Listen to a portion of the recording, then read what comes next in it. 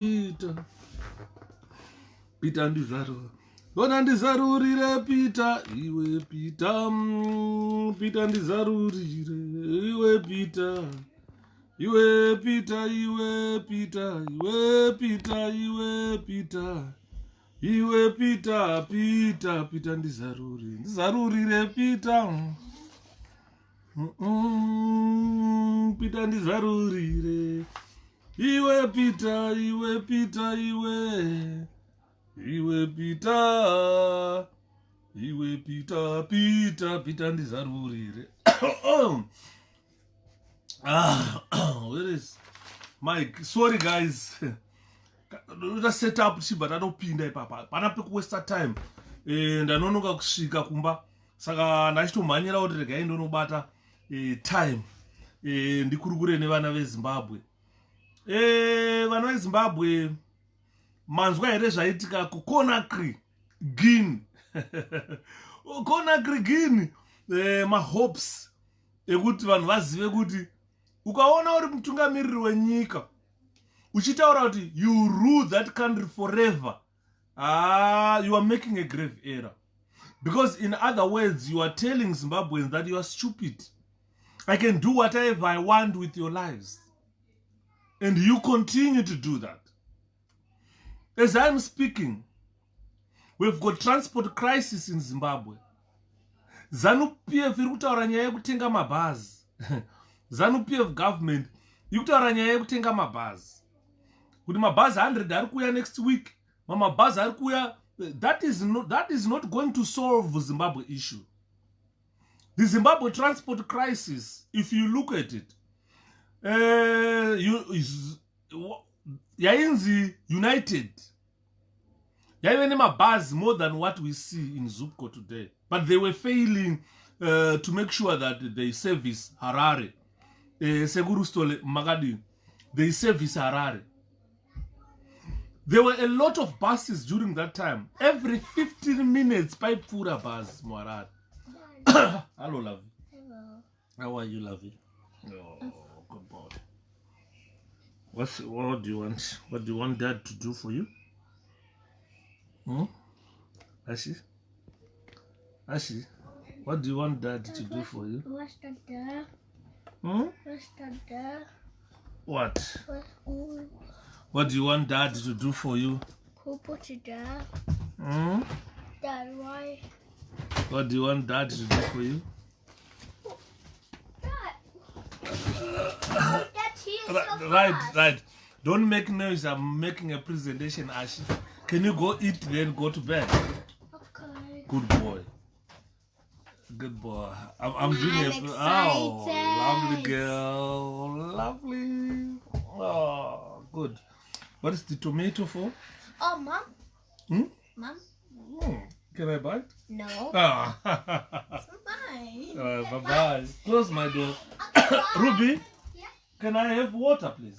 Sure. You throw this away and put fresh water. Okay. Goodbye. Mkoma look ziri say sorry guys.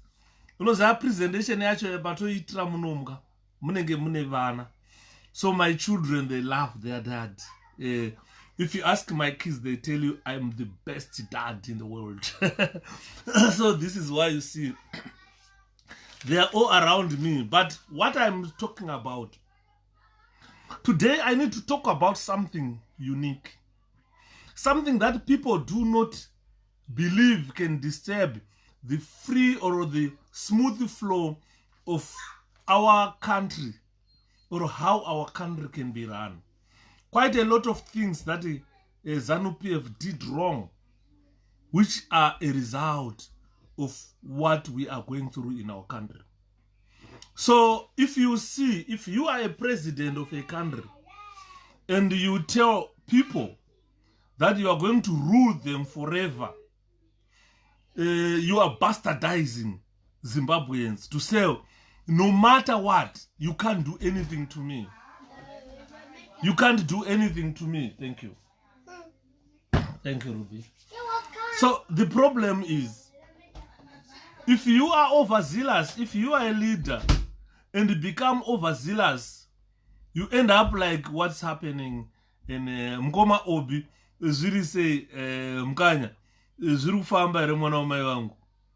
So sometimes these dictators, when they get in power, they forget, yeah, United Omnibus Company yaitadza kuti kwanira. They had a plenty of buses. If you go kumagarages kwawoko kuchine mabhazi akudhara akangofa zvakangoti ukata ukata, but they failed to service Harare during that time, and Harare's population was probably less than what it is today, because today Harare's population, as compared to 1985, it has quadrupled or increased by tenfold. So when the population increased by tenfold, that means the transportation system must improve and increase.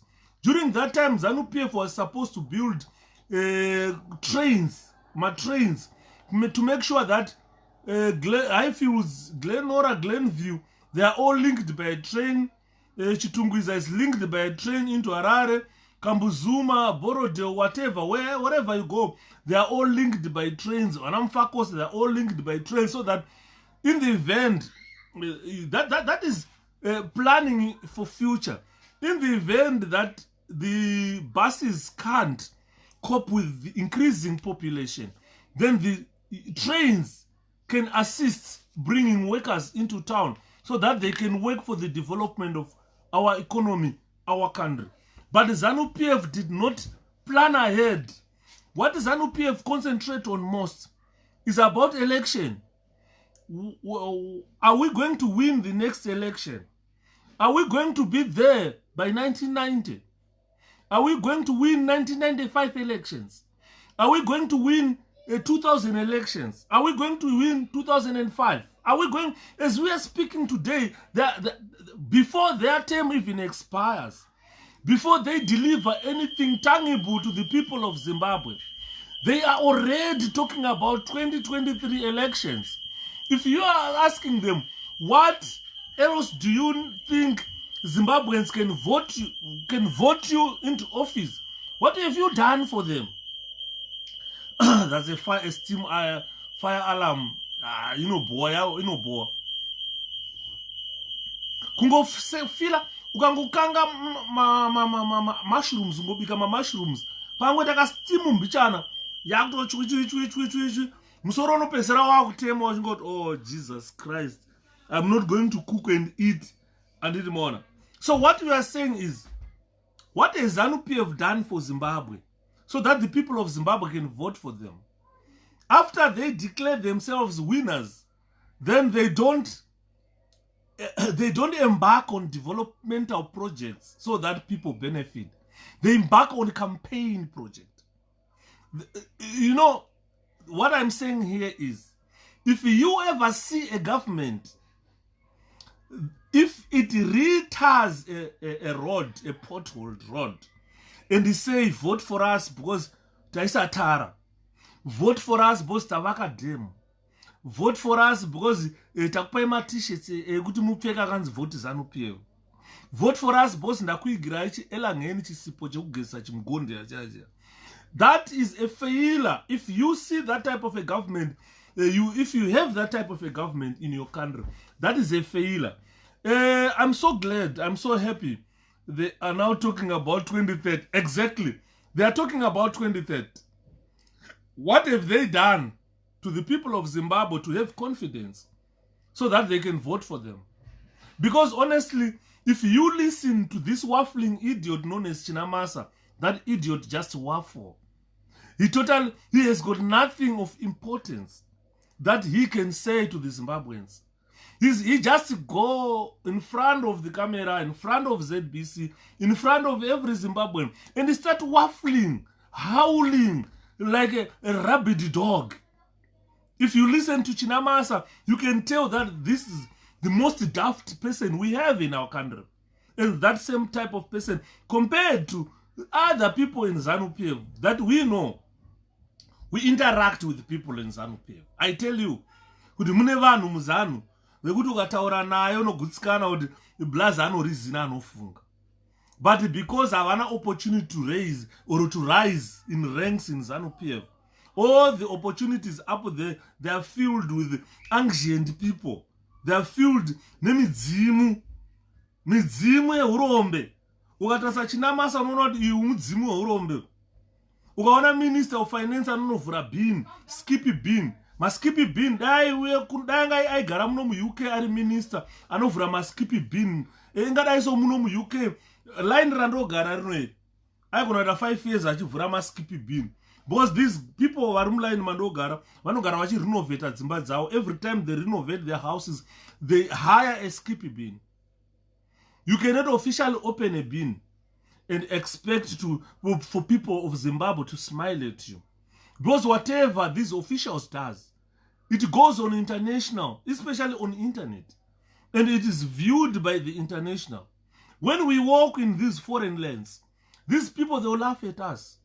You try to go and justify that, hey, I'm a Zimbabwean, I'm educated. They say, stupid you. You come from a country where minister opens a skippy bin. Get off.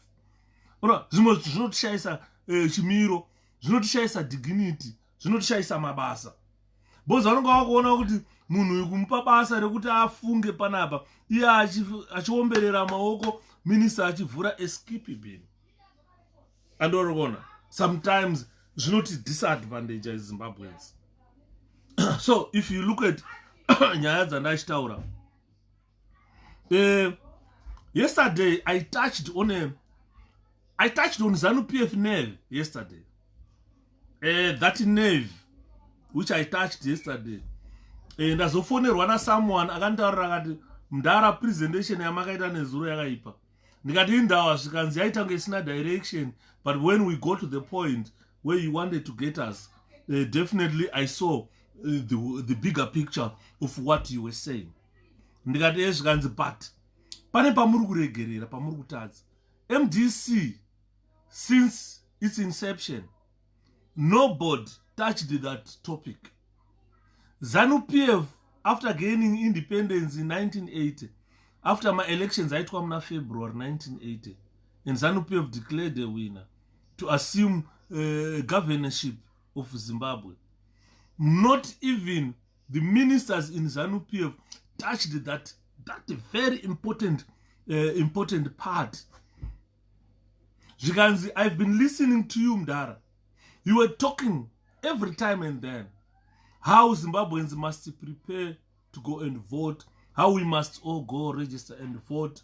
And when we say register to vote, hashtag register to vote, we are saying hashtag register to vote President Nelson Chamisa.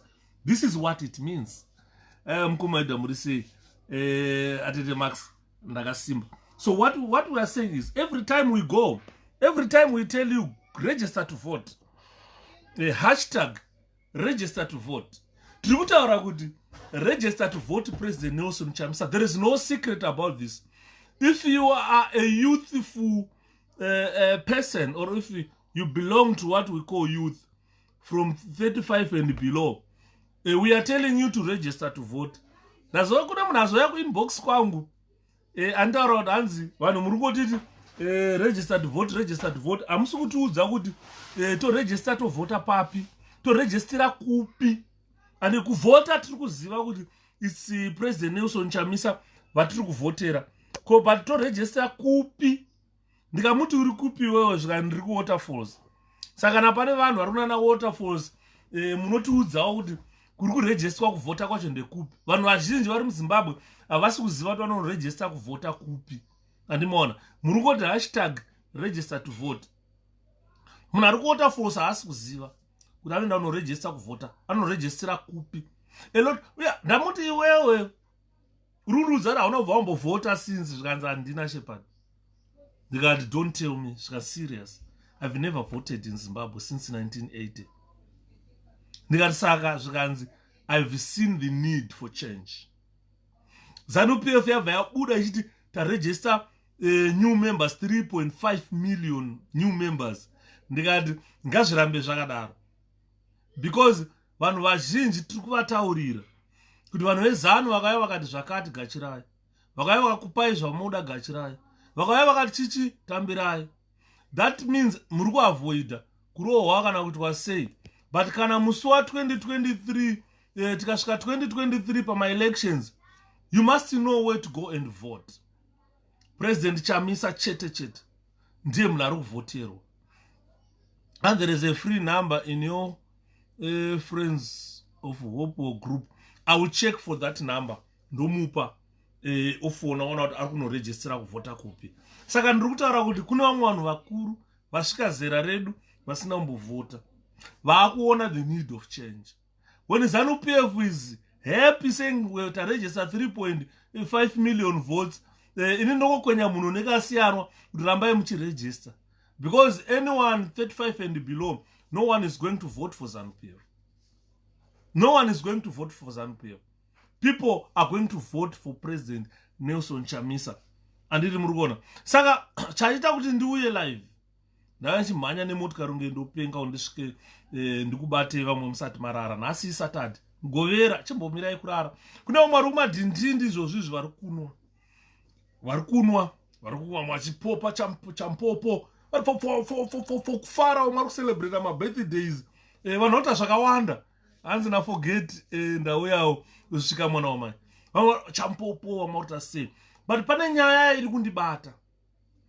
Ndakati tichikura isusu. Ndaive nasekuru hanzvadzi yamai vangu. Hanzi havasi kutaurira vanhu kuti vanoregista kupi. Vana vari kutoda kunovhota. Exactly. Problem iri kuitika ndeyekuti havasi kutaurira vanhu kuti munoregista kuvhota kupi. Muri sei Blasco isu vari kunze toita sei tigonewo kuvhota. Takarambirwa hanzi constitution yedu only the government allows it to happen. But vari kunana embassy vanovhota. But the rest of us we are not allowed to vote. Zanu PF yakaramba kuti tisavote. Teach them thank you atete kono. Saka nyaya iripo ndeyekuti vana mukoma 𝗕𝗵 𝗩𝗂 they have been urging people to go register to vote. Different people have urged people to go register to vote. Even the MDC, they've done so. But the problem is you are not telling people kuti vari kumfa kose ende register kuvhota kwakati. Vari kwakati isusu vana shepherd mukatipa pepa racho ratoziva kuti vanhu vanoregister kupi nekupi. Tinouya live on Facebook, we engage people. Tinotaura kuti vari kumfa kose munoregister kuvhota kwakati. Vari kuota falls munoenda kunoregister kwakati. Vari kuRembown munoregister kwakati. Vari kuChikurubi vanoregister pakati. Vari kunana Mandara zvichienda kunana Gletwin zvese zvichienda kweseko munoregister kuvhota papi. Mukandipawo pepa rakadaro, I'll be glad because I'll go live on Facebook and engage Zimbabweans so that I tell them where they should go and register to vote. It is very important to vote. Munhu anachitaura naye nhasi ataura akati shepherd, I never knew what is the importance of voting, but now I've seen what happened in Zambia. It is sort of like a nudging to say you are nudged like a horse to say go vote, register to vote, because your freedom, your life is centered on democracy. When you vote a government of a choice, and that government will come and provide the life that you want. We want a different Zimbabwe. The stinking Zimbabwe that we see today, we are reeling in poverty. We are suffering, we are struggling in Zimbabwe at the moment. And we don't need that. We don't need to suffer because you only live once. There is no any other life that is gonna come back to you to say, okay, pai wamborarama uchitambura pai enda kudzokera pa 20-year-old wakurarama upenyu hwakanaka. There is nothing like that.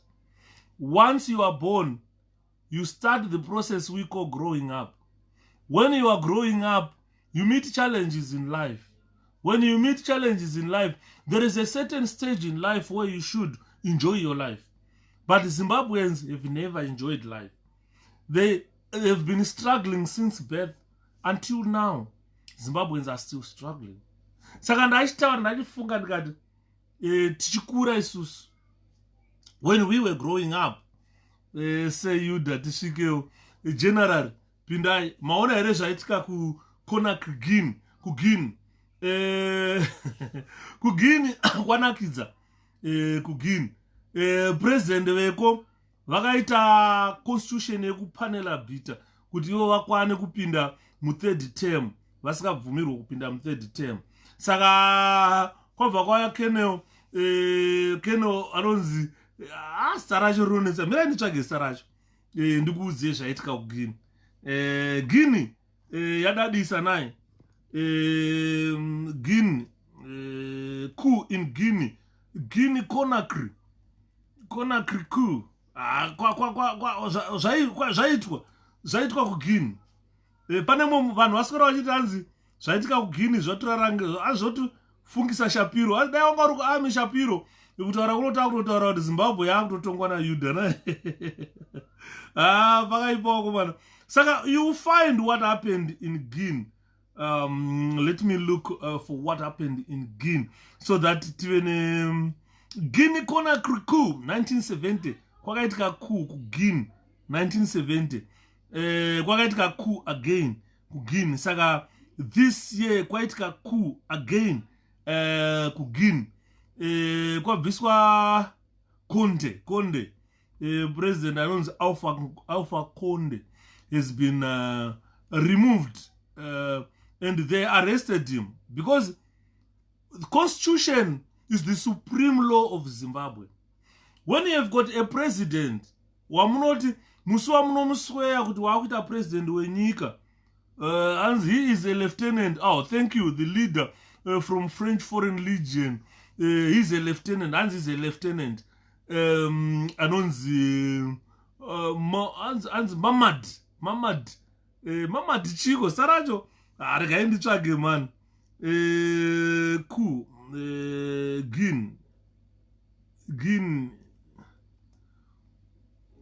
Guinea Conakry. Anzi Mamad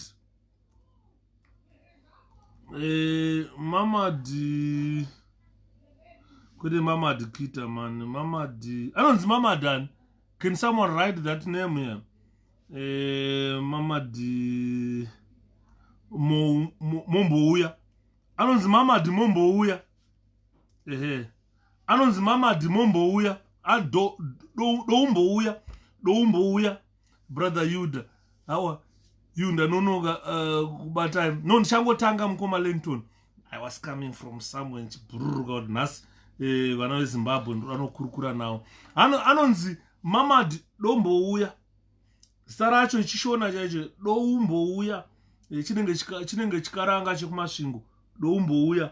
Ameno vekumasvingo ndo kasvamuta Dombouya. Saka anonzi Mamadi Dombouya from Guinea. And Diaro anonzi coup d'etat is a colonel. Guinea colonel was the main actor, Mamadi Dombouya. He's a member of the Special Forces group and a former French legionnaire. He further announced the suspension of the constitution and closed Guinea's borders. This is recommended. Inini ndazvifarira. Mkoma deft mafukize makadi. Ndazvifarira zvangu. Am I late? How are you, my brother? You are not late, No, you are not late. I've just started. I think I have less than 10 to 20 minutes. I've just started. Lieutenant Colonel. And the Lieutenant Colonel Mamad Dombouya. Thanks, Wislow. And the Visa President anonzi 𝗕𝗂𝗺. Conde, not a full colonel. He's not a full colonel. Thank you so much. And he's a lieutenant colonel, not a full colonel. That means on top, above him, there are other ranks, on a colonel and so forth. General, brigadier, army general. But our junior men, vaona zvakakodzera kuti mudhara uyu akavhoterwa kata 2 terms. Chinja constitution anakirwa nendege. Auda kuita 3rd term. We don't allow that. As soldiers, let's protect the constitution of the country. Saka yakapanelwa bito yacho yoyo has been suspended and the borders closed. This is ndo vanonzi varume. Kata kutaura varume vakanyorwa pamatoilets vakanzi nababa kanonzi anikamupana kaika kekuimba comedian kedu kaika kakataura varume vane mutsipa akasimba, vane huro wakasimba, vane shaya dzakasimba. Kata kutaura vanhu vakasimba in spirit. In other words, what I'm saying is a national army yakasimba in spirit that knows no, the constitution is for the people. If you look at Zanu PF, what they did in 2017 when they removed Robert Mugabe, this is not what exactly Zimbabweans want. Zimbabweans, they didn't want Mugabe to be removed in that way. They wanted Mugabe to accept defeat after an election, of which there were people behind Mugabe who said, no. We do not follow what the Zimbabwe constitution said. This is where you find Zimbabweans are shot and killed. Because the constitution of the country says if you kill someone, you must be tried in a criminal court. But in Zimbabwe, those young soldiers we saw kneeling, shooting people, none of them was ever arrested. So this is why we are saying, if we respect the constitution of a country, as a country, we won't have a problem in Zimbabwe. But unfortunately, we have bandits running that country. People who disregard what the constitution says.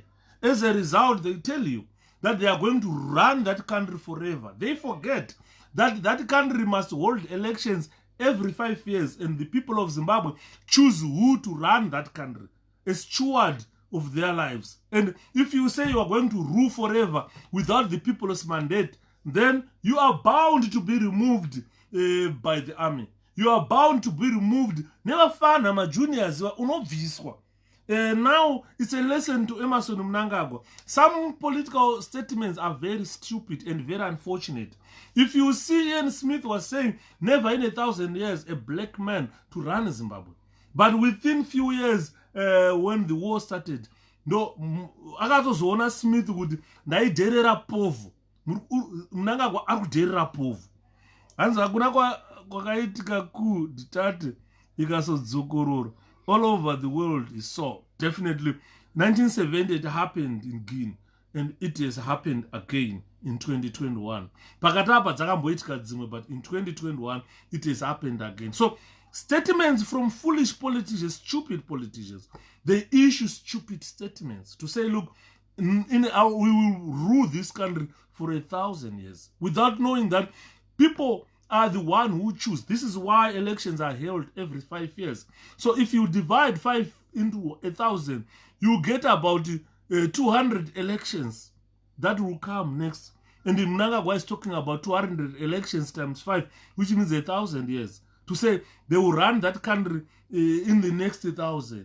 They don't know that politics change. You understand? A country developer, a country chinja ma governments. Auya Mnangagwa tikuona kutadza kwake. Anofana kuenda. Mugabe takaona kutadza kwake akarwa pasi. Saka tinofanirwa kuisa munhu watinofeel comfortable naye, who gives us confidence that we are not going to drink sewage, that we are not going to starve. Atisi kuda munhu anoti akakugadzirira road okutaura kuti hona zvandaita izvi ndivotere. That is the purpose of voting a government. That is the purpose of voting a government. If you perform the duties that we voted for you, there is no reason kuti kana watadza kutonga torega kukubvisa nekuti wagadzira road. That's a stupid reason given by ancient antique politicians who think kuti kugadzira road kunopa ndimuvotere. Andirimona. Saka chaita kuti ndiyo ndizokurukura nyaya iyoyo nhasi. Inyaya it is so sensitive. I am going to embark on that issue now. It's a very sensitive issue that I need to talk about. Tese panapa tiri vana veZimbabwe. Tese panapa we really understand where our country came from. Zimbabwe has got a history of the liberation struggle. When Zimbabwe has got a history of the liberation struggle, the struggle for Zimbabwe or the struggle for independence, it is a struggle that was started by Joshua Nkomo. Vanangomo ndo vakatanga ne strategy. Vatoona kuti hakuna kwatichaenda nemabhunu. Tikada kuti tifambe tarohwa, tikada kuti tine nzara tarohwa, tikada kuti tipinde mustreet tikudawo ma equal rights. Isusu mabhoyiwo tikwanise kuwanikwa tiri mugovernment tichiitawo zvakati tarohwa. So at the end, freedom was restricted to the people of Zimbabwe.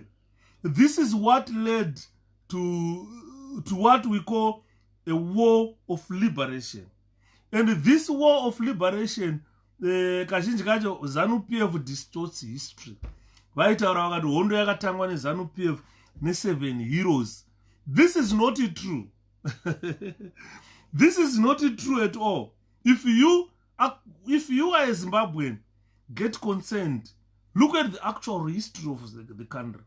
Vanhu vakatanga kuridza pfuti muZimbabwe havasi ma7 heroes. No. Ma7 heroes were probably the second group to have fired weapons in Zimbabwe against the Rhodesian front. But the first people who fired weapons against the Rhodesians were the Zebra people. Zebra ndo yakatanga kuti to mark the beginning of the war, it was done by the Zebra. I'm not going to say who did it, when was it done, and why. But what I'm just saying is correct your history. Understand that it was not the 7 heroes who first fired a weapon in Zimbabwe. But kune kwakatanga kuurawa mbunu zvekuratidza kuti the first victim of the second chimurenga war. But vanhu vakatanga kuridza pfuti kuti hondo yaakutanga munyika vakanga vari mazipra vailidwa naJoshua Nkomo. So if we correct history, then the people would know exactly. And let's tell people to go register to vote. Yes, this is what I'm saying at the con, that we are urging Zimbabweans to go to register to vote. But we are not telling them where they can go and register to vote. Nandine problem yemunhu atondisendera message akandindogara kuwater force andombozondono register kupi kunovhota kwacho. You understand? So there is need of voter education so that people understand where they need to go and vote and register to vote. Kana uri kumfakose unoendepi? Kana uri kukambuzuma unoendepi? Kana uri Glenview unoendepi? Glenora unoendepi? Highfields unoendepi? Uri Western Triangle, Lusaka unoendepi kuno register kuvota? This is what Zimbabweans are asking. Of course, tirikunzwa music hashtag register to vote. Yes, but most of these people do not know where to go and register to vote. So we need to be open to them. Vezera rangu chaivo havasati vambovhota for the past 42 years. Saka vamwe vacho vakutoya kuinbox kwangu kuzondibvunza kuti kana ndiri kuwater falls ini ndoregistera kupi kuvhota. So people need to know where to go and register to vote. So we need to tell them kuti pakakwanisa kuwana compilation yekuziva kuti vanogara kwakati ma-stations enyu kuregister kuvhota ndekwakati nekwakati nekwakati, because kwasara 21 months, only 21 months to go to an election, general election. Only 21 months. There are only 21 months asara utiende ku election, and people are still confused of where to go and register to vote. So we need to tell people where to go and register to vote. And do people, why is it important to vote? Yes, they have realized it now, Mkoma Devi. I'm saying some Zimbabweans who are older than me or of my age, they have never voted for the past 42 years. But now they are registering to vote. That means they have realized or recognized the importance of voting. So they are going to register to vote. But the problem is, since they were not concerned about any voting thing, they don't know where to go and register to vote. They've never done it. So they need to be told. These are the concerns that I've noticed when people send me messages. But anyway, let me go and say that if you look the opportunities that Zimbabweans have today, some of Zimbabweans are resident in Botswana, Zambia, Mozambique, Tanzania, Kenya, Britain, all over the world. Zimbabweans are all over the world. They fled Zimbabwe because of misrule, misgovernance by Zanu PF.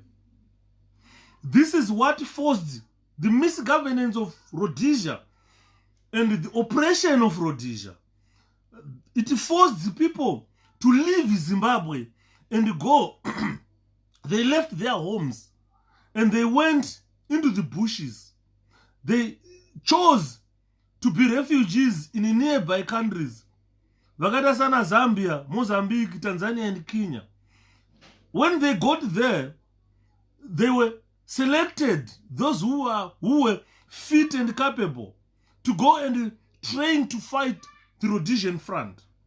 That had a reason. When these people were deployed at the front to go and fight in the bush, these people, they joined, they got into this war to go and try to liberate themselves. But when they got into people, they had this Mao Zedong teachings. Zeguti, you are fish. You are fish. When you are fish, you are going to live in water. Fish live in water. If you take a fish out of water, that fish will die. So fish lives in water. Take fish out of water, the fish will die. And when they were coming into Rhodesia to fight the Rhodesian front, these people were told that you are fish. The majority of people you are going to meet in that country, you are going to fight, that is water. Your survival hinges on these people. If you ill-treat, once you start ill-treating the majority or the mass, the povo, that means murikubvongodza mvura. Kana mabvongodza mvura, hamuchakwanisi kuona kuti where is the enemy coming from. Kana mabvongodza mvura, that means matove in danger of being fished out, and the only result that you can get as freedom fighters is death, because you all die.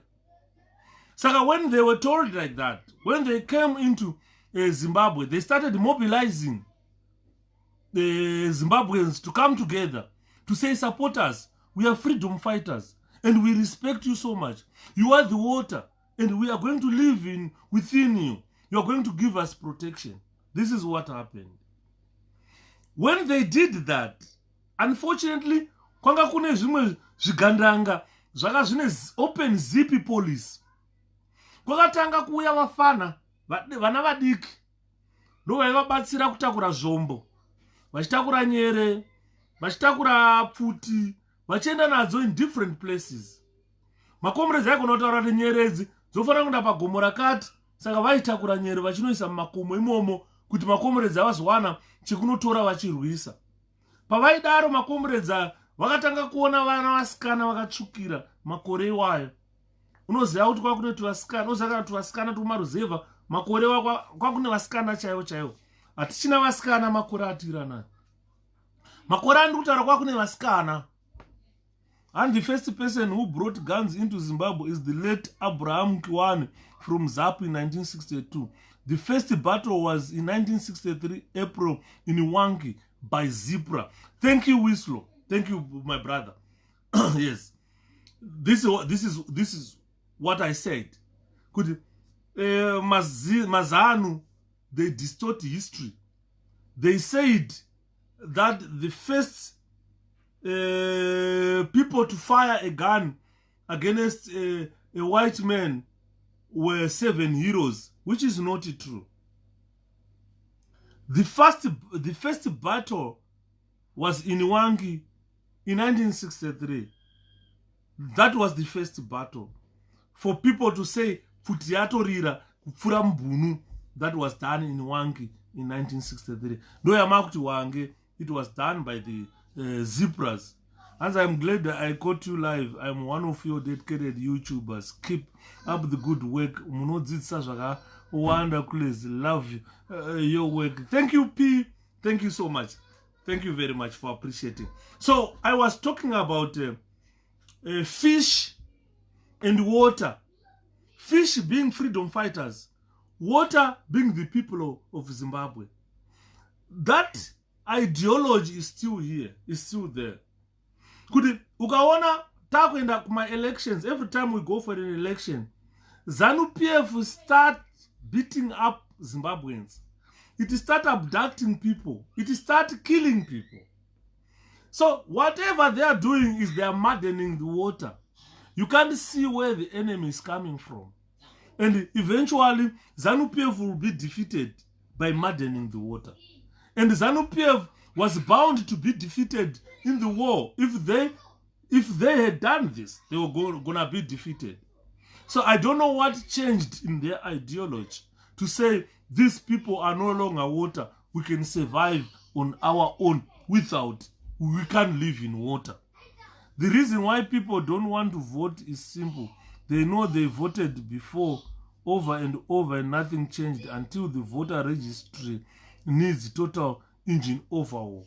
Yes, definitely. But Mkoma Devi, the total engine overhaul cannot be done by Zanu PF. It can be done when we start registering like this in numbers, so that we can surpass the death rate. We can surpass them. Because what Zanu PF does is voters on wakafa. Nesutese tisiri Zimbabwe, Masaido are still on the voters roll. Trigu voter. Saka, if people are in Zimbabwe continue to register to vote in their millions, that means things are bound to change. And in the morning. Saka, I was talking about the water. In the water were the likes of chimbwidos. Nyaya inondirwadza ndikatanga kutaura nyaya na chimbwido. Inyaya inondirwadza. Apana so far a political party in Zimbabwe that has managed to address the issue of chimbwidos. And Alfred John Maposa, Abigail Maposa. Oh, thank you. So, if you see, I think there are people being tagged to come and listen to what I teach. Anyway, I'm talking about these chimbwidos. Zanu PF perception of these chimbwidos is something that needs to change. Because after war, most of these chimbwidos had children. Vakaita vana muhondo vanhu vakazvariswa. Kazhinji vanhu vanovatuka, vana chimbwido, mahure, this and that. The only chimbwidos who were a bit lucky after war, who were connected, they are the ones you see today, Varunzima Minister of Defense. Vanamai mchinguri vaiva. Ndana chimbwido havana hondo yavakaenda. Ukavabvunza mai mchinguri kuti vakamboenda kufront kunorwisa bhunu here. Not even a day. She has never been to the front. But vakanga vari vana chimbwido. Chete mhanya vachibatsira maofisi umu. Vachibatsira vana mudhara tongogara. Kuti at least vambobvisa ukasha. Saka those people are a neglected section of the armed struggle. Most of them vane vana nanhasi ukavabvunza pane vana handitaura zviri kure ndina mbuya vangu inini mbuya vangu vari kumusha uko munin'ina wavo akaitiswa mwana nemuZipra. Mwana yeye takakura tinaye haazivi baba vake haazivi mutupo wake haazivi kumusha kwake anenge achingonzi mwana womuhondo mwana womuZipra. Vana vazhinji vamaakuona vari kuma 40 something avo. Vamwe vati ama 45, vamwe vakuma 50. Nyangoti vana vari kuma 50 ava zvichidzika. Ndo pane vazhinji ipapo vana vemagandanga. Vana namai vakazvariswa vachinzi vana chimbwido nguva dzehondo. Ndakafunga bhuku rinonzi Crossing the Boundary Fence. Zvakaoma. Saka if you look at those chimbwidos, the perception of the chimbwido's power, it was rendered complicated as comrades were also subject to the poor power of the youth who could disclose their movements. Most of these chimbwidos were the people wekuti vaitwa zvinhu izvi vamwe vacho vaita nekutya kuti tikarega kuzviita these macomrades vari kupromisa kuti vanotiuraya. And vana chimbwido vakanga vane simba rekuti they can even sell out kumacomrades, kuti kumagandanga, kumasoja, kuti magandanga apfura nepano aenda nekoko, vaipfura nepano, kana vachazoya pano vachidya sadza musi wakati chavaigira zvekudya pano, itai ambush muvauraye muvapedze. Andiri mukuona. And they did this, they did a lot to save these comrades. As a result, vakaita vana vacho vatokura kutaura kwandiri kuita. Because mwana womugandanga, magandanga aya, they continued to abuse vana chimbwido even after war. As I'm speaking today, Zanu PF has this tendency of setting up these bases that they were setting up during the war, where they take the youth militias, take them into these bases, take these girls from their homes and rape them in those bases. As I'm speaking, there are still children being born out of those bases. And not exactly, Mr. Zumbun, the opposition parties have a lot of support, but from unregistered voters. Thank you, Mkoma Langton. So you find that that trend did not end. Chimbwidos were abused or raped in the bases during the war. The trend did not end. Magandanga, they continued after independence. Every time we go for an election, Zanu PF set bases. On those bases, panenge pana base commander. Anenge ane ma youth militias, masoja, magajere, mapurisa, vanenge vari in sieve, vanenge vachienda vachinotora vasikana, raping those girls, na nhasi kuri kuberekwa vana vasina vana baba kubva mumabhesi iwayo ezanu. Gandanga ridye dherere, ndo zvaitaura mazupko kudaro. So what I'm saying is, let's look at that sector of chimbwidos who were forced to have sex, impregnated, and had children before independence. After independence, their plight was never addressed. Their plight was never addressed. The few who were connected to these heavyweights, they are the few who were absorbed into the uniformed forces. Pandakashanda ku prison, a good example, when I worked in the Zimbabwe prison services, ndakasangana nana chimbwido vakawanda stereki. And vanga vakuzviti macomrades, vamwe vacho vaingopinzwa basa vachinzi macomrades. Zvavaitwa vanhu ava vaingonokumbwa. Vonzi ana chimbwido voenda paivonyoresa mazita, votakurwa navo kuma-training depot, vamwe nana polisi, army, prison. Kana vasvika ikoko vakuchinja ma-statements, hati takatiri magandanga. Takazoona manje pakamboitwa vetting, handimuziva pakamboitwa vetting yemacomrades, kunzi macomrades ngaavhetwe. Vaenda unana KG6 kwachinovetwa, kunzi iwe uri kuti uri muwo veteran, fine. Wakatrainwa kupi? Mungoti ndakatrainwa 𝗕𝗶𝗺𝗏. Wakatrainwa squad ipi? Akanga ari instructor wako ndiani? Vamwe vanhu wakatraina navo vachiri kuziva ndavanani? That is basic information you cannot forget. Pakati fished out fake magandanga ipapo, vamwe vanga vakatopuwa $50,000. Ndakazoona ndave nemwe mukuru ataishanda naye ainzi Hagins Machingauta. Mukuru uyu akanga akapindawo, I think izvozvo zvana mujibha nana chimbwido izvi, ndobva dzakuzviti mugandanga idzi dzisiri mugandanga. Dzakazopesera musi wevetting wayo. Ndakazobvunza mumwe muntaraunda aishanda naye ndikati, hey, mamhanyira akuda komandhendi nemotikari aya kwakanaka. Zvikanzi ari kubva kuvetting, saka vanenguva mukanga. Andiona, saka vazhinji vanhu vacho mafake comrades, vana chimbwido vacho vazhinji vacho nana mujibha, vana tonderai, mutuwaringa, ndasikazoti muzukuru wazvinavashe. ndogara nchitaura nyaya yake blazie nekuti aiti kana akauya inbox kwangu baba aitanga kundituka kuti comrade makasiya matengesa Zimbabwe mukatiza mukaenda kuEngland muri kuhukura muri kuEngland azuyai muhukure muri kuno kumusha ainzi tonderai Mutwaringa ndozvaaindiita every day. Saka ndaigara ndakaseka ndikati aiwa iwo ndokuziva kuti hausi mugandanga because I had the privilege to some of these papers. Saka I used to tell him iwewe I understand you are not a freedom fighter. Waive mjiba aketokona kuti waive mjiba chete but little known kuti akanga ari muzukuru waGava 𝗪𝗵𝗂 zvinavashe uyo akanga ari mwana wamuzukuru mwana wanzvadzi yazvinavashe.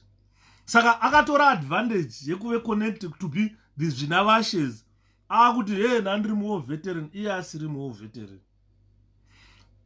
Prison yakanomutrenisa zvinhu zvana security zvekunzi apota achiona kuti vana vari kutaura zvisizvo zvehurumende ndavanani vana 𝗕𝗵𝗺𝗍 vari kuitei. Aenda kunotrena zvavo zvechisecurity hamendo vaitrena neCIO kuti vazogoka information here kana vaite sei.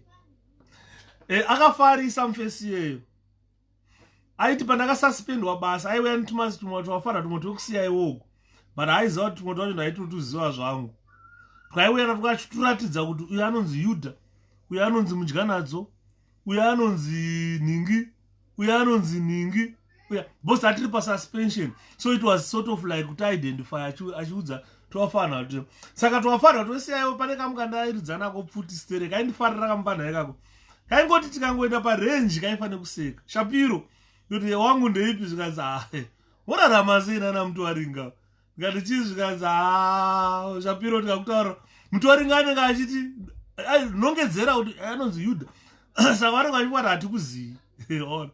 Saka tinozoseka totoati aiwa ungatiudze zvaYuda kaiwe isu tikatokuudza zvaYuda noti toshanda kuintelligence tikatokuudza kuti munhu yakamira sei atitowaona. Saka maerrors avanoita vanhu vakadaro. Mutwaringa akati vatsvangirai vasungwa vaenda paRemand prison vari muRemand vari mujere. Ndiye aisa zvimutemo zvokunzi tsvangirai haonekwe naNhingi, tsvangirai azoita sei, chikafu chatsvangirai ndo vaitambira. Ndo pakapoisonwa Mudhara atsvangirai. Ndakambonzwa wangu president chamisa vachiti Mudhara atsvangirai takamuti Mudhara kunowatikwa koku. Mudhara tsvangirai was poisoned kuprison kuRemand. Vakomana vakamupoisona ndiwo vana Mutwaringa. But zvinoita Mwari soka Mwari vanodzosera nemwe nzira. Mjibha uyu akatanga kufarisa Mjibha. Afarisa ndo mazuva akaenda kereke mujere. Kereke anzi ndasikazotanga nevakadzi vairi asati abata chibharo kamwana kai. Vanhu vezano vanorepa asati arepa kamwana kai kereke aive nevakadzi vairi. Saka Mutwaringa uyu aenda achinotora kereke anga ari kuchikrubu maximum prison ari mud class. Imagine mud class werape habudi mujeri muyamwe. Saka iye aenda achinotora mud class werape kubva naye mujeri kuenda naye kukembi achisvika achivhura dhoo achivharira kereke nemukadzi kunyengesa kereke kusvika mukadzi aita pamiri. Andiona ndo paakazodzingwa basa. Akadzingwa assistant commissioner achipfeka green hat ine ribbon yegold achipfeka misodzi yegold inova ino. Rakapera basa. Saka ndakabva ndamusendera akazodeactivata Facebook page rake.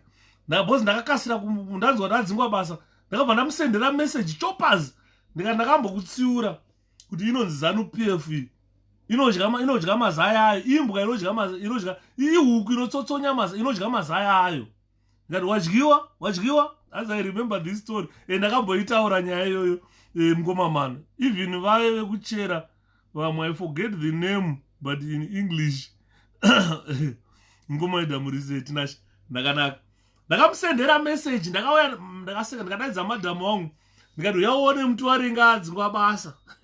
Zvikanzi unoti tikati mhanya uone zvandiri kuverenga pana. Mutwaringa wanyengesa kereke wadzingwa basa Mutwaringa.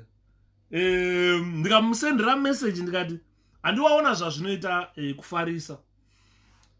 Civil servant hachiri kuti iwe unochigona stereka, hachina anochigona ichi. Tine mabest civil servants vakabuda basa. Unonga basa zvakaita kunzunzi mugadhijeri, basa rako unozonzi warigona kana uchinge wasvika pension, waenda kupension. Musi wauno unzi wabuda basa waenda kupension, vanotokupa medal yekupedza basa. Unzi waenda kupension. Vakauya vazhinji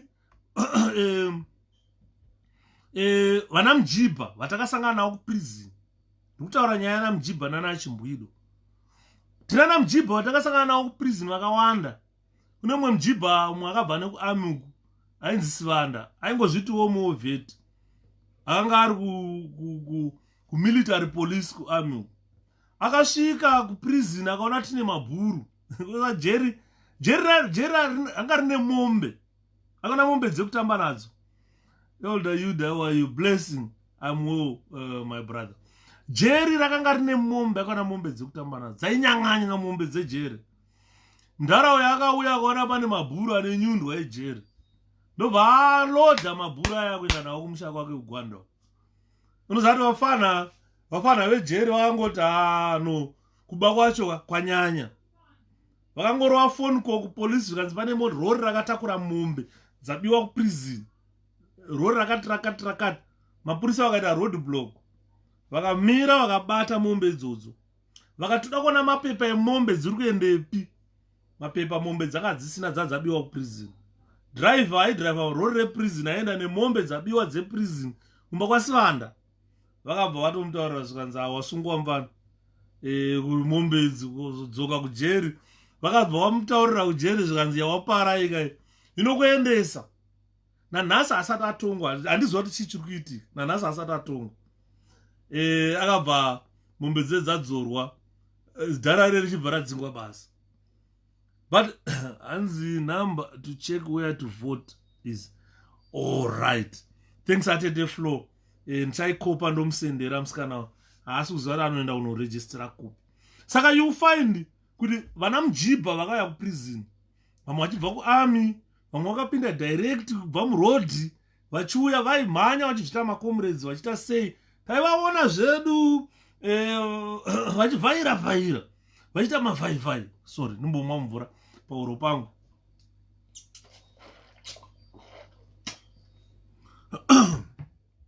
Takaona vachivhaira vachiuya na mujibha.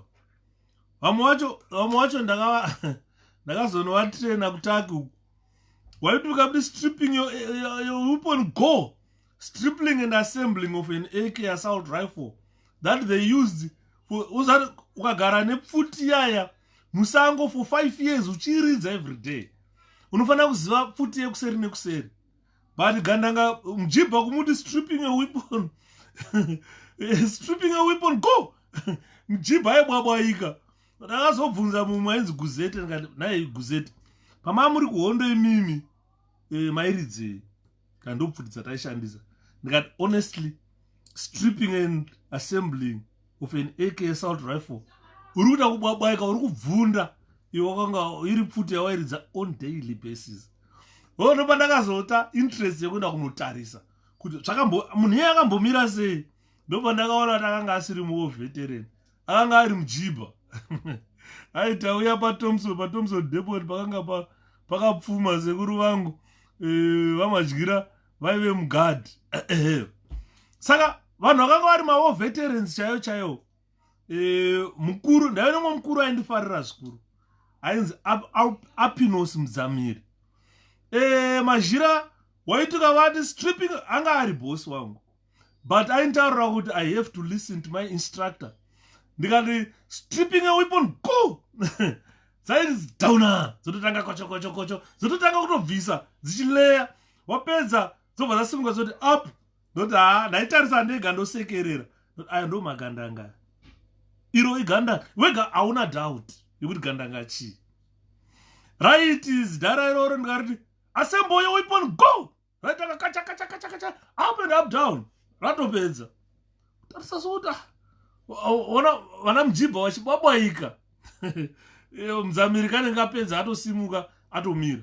Saka unenge usina doubt yekuziva kuti uyo munhu uyo futi yakagara nayo muhondo iyi ende anoiziva igandanga. Saka vana Chimbwido nana Mjibha vaizviita magandanga. But nyaya ndinoda kutaura panapa inyaya yekuti vana Chimbwido vanoda rubatsiro. Ndosaka muri kuona nhasi tikuita problem yekuti kana tikada kuenda kuma elections tikada kuita sei vana Chimbwido ndo vaakutorwa vaakuenda vachinokambeneswa vachinzi magandanga. Because ndakataura nezuro ndikati muwo veteran chaiye akaenda kuhondo by now ndo expecta someone ane 65 years and above. 65 years and above ndo munhu anokatotanga kutaura kuti uyu muwo veteran. Vamwe vese vari pa 64 and below ndana Mjibha. Ndo vamakuona vanonzi amaya vangaenda kuhondo ivava. Ukatomutarisa soka itori size yangu. Aritaura kuti akaenda kuhondo yeChimurenga. Hondo yakapera 1980. Munhu iyeye 1980 anga ane 5 years. Ndo vakunzi macomrades. Andimaona. Saka you find kuti the history is distorted. The history is distorted. Vakuzviti vana macomrades havasi macomrades. Twana Mjibha tukaitakura makasha enyere turi kuma 13-14 years chinzi tuvana tudika namabhunu akabata harovi anongotorera ongosiya zvoenda uko. Ndo vaakutinetsa vachizviti mawo veterans. Ndo vamakunzwa vazhinji vacho vakudaidzira compensation, tikuda mari, tuda zvakati. Hatisi kuramba kuti mupiwe mari. But kana muchipiwa mari, you are not the only Chimbwidos or vana Mjibha who suffered during the war. Kune vanhu vakapfurwa muhondo, vamwe vaichekwa miromo, vamwe vaita se, they all suffered, those people. If it means vana Mjibha nana Chimbwido are to be compensated, and those people vakasuffer muhondo vakapfurwa vane mavanga vane chi, they all need to be compensated. So if you look at Chimbwidos, were also a challenge to parental authority. They created conflict within my families. Vamwe vachinziva uri kamusikana iwewe haukwanise kuenda kumabhesu kana unodai kaitosiya karova mai nembama kuti azviite kachibva katobuda mumba kutotiza kuenda kubhesi bhosi kada unosangana comrade ningi. Vazhinji vacho vese ivavo vakaitiswa vana, vakaitiswa nhumbu, vakaitiswa vana, and vane vana vakura. Vana Chimbwido vazhinji vacho they are of our age. Vamwe vacho they are a majority are slightly young than me. Vamwe vaizvarwa kuma 74, ma 75 ikoko zvichikwidza ndo makore akanyanya kuzvarwa stereki vana makore akanyanya kuzvariswa vana Chimbwido stereki. Ndo vamakuona vaakutinetsa vana Chimbwido kuti kana takuda kuti tiende kuma elections ndo vanotorwa vakunzi macomrades. But tikada kumubvunzisisa ucomrade hwake kuti unobva papi unoenda kupi, hauna direction, zvanotaura hazvina musoro. Saka ndopata kutaura kuti why can't the government assist vana Chimbwido? Why can't the government assist vana vacho ivavo vakura vasina chekuita, havazivi vana baba vavo, vana vemacomrades, vana vakazvariswa vana Chimbwido vazhinji kana mutupo havana, mazita chaiyo havamazivi. Kuti ukamuti nhai iwewe shepherd, baba wako ndiani? Haazivi baba wake zvachose zvezve. Bozi ukamubvunza mai vake, akanobvunza mai vake kuti baba vangu ndiani, mai vacho haazivi. Pamwe kuda pabhesi papo aiti nhasi akaenda namabhunu muchapera, mangwana anouya otorwa. Bozi akanga zvaka zviri zvikwata. Vanhu vaiziva, vanhu vaivepo nguva dzehondo. Munogona kuziva zvandiri kutaura izvi kuti macomrades aya zvaive zvikwata kuti vaiti kwaya gurupu iri robva, koya gurupu iri robva, koya gurupu iro robva, rimwe gurupu ramaona nhasi munogona kutazazoriona zvachose. Saka mai pamwe vava kuti gurupu rese rauya vanenge vana mabhunu muchapera, mabhunu muchapera wobva koya vainzi vana faka blaster, hanzi faka baka blaster what mukoma wangu ya handichatauri zita, dzakazoshaika ndikarwadziwa. Faka blaster dzakashaika ndikarwadziwa. Bozi muveteran wekuti aita akanditarisa aitaurira magadjere zvikanzi muri kutaura kuti yudharuta zveMDC zvikanzi zvikanzi but why muri kumurambidzirei kuti asapote political part of his choice. Vanhu vese muri kuya kuzondiudza panapa zvamuri vanhu vezano. Unoziva kana ndakamboona comrade anga ari so objective, mudhara wangu iye was so objective, svikai sinyoro zvadzakaita mwe musi ndiri kuchikurubi training depot, ndaive nemwe blazi wangu aive nekabusiness kake kaairana mutown. Saka dzaive nemotikari yadzaive nadzo 929 Mazda. Saka dzaiti dzikabva kubasa, ndaidzidzisa accounts, dzaiti dzikabva kubasa dzaiuya kuchikurubi. Saka dzaisvika pamaofisi patraining depot dzopaka 929 yadzo dzodzika kuyakumba, bhozi hapana payaifamba motikari yacho kuenda kwandaigara. Saka vanhu veZanu PF kuchikurubi vakabva vati vakafunga kuti motikari ndeyatsvangirai, bhozi pane motikari imwe yaimbouya yapresident yaindidropa every time. Saka vakabva vafunga kuti motikari iyi ndeyatsvangirai. Havana kuziva kuti tsvangirai yanga asingafambe ne929 Mazda. Ndobva vanhu veZanu vaita musangano wavo zvikanzi handei tinoipisa, vaida kuipisa motikari iyoyo. Ndobva hamene chichakaitika, mufana aive pareception akabva amhanya kumba. Ndobva anoka door akanditi Yuda kati zvikanzi motikari iri yapo ndiani? Ndikati ndiya Blazi hadziripo. Blazi ndikati motikari yangu. Zvikanzi kotoine vanhu vakatoungana pamotikari, mukanonoka munoona yatsva. Saka takabva tamhanya kuenda kumaoffices. Tasvika pamaoffice paya takaona vakamira vakaungana vachitaura. Saka Blazi vangoridza tsama, ndobva dzapinda mumotikari madzo bva dzarivhesa, bva dzarowa pasi. Hapana watakataura naye ipapo. Saka ndakasara ndakunetsana navo. Ndikati saka muri kuntaurira kuti imimi makajere imimi mese veZanu maungana panapa hamuzive motikari 929 hamusati mamboiona.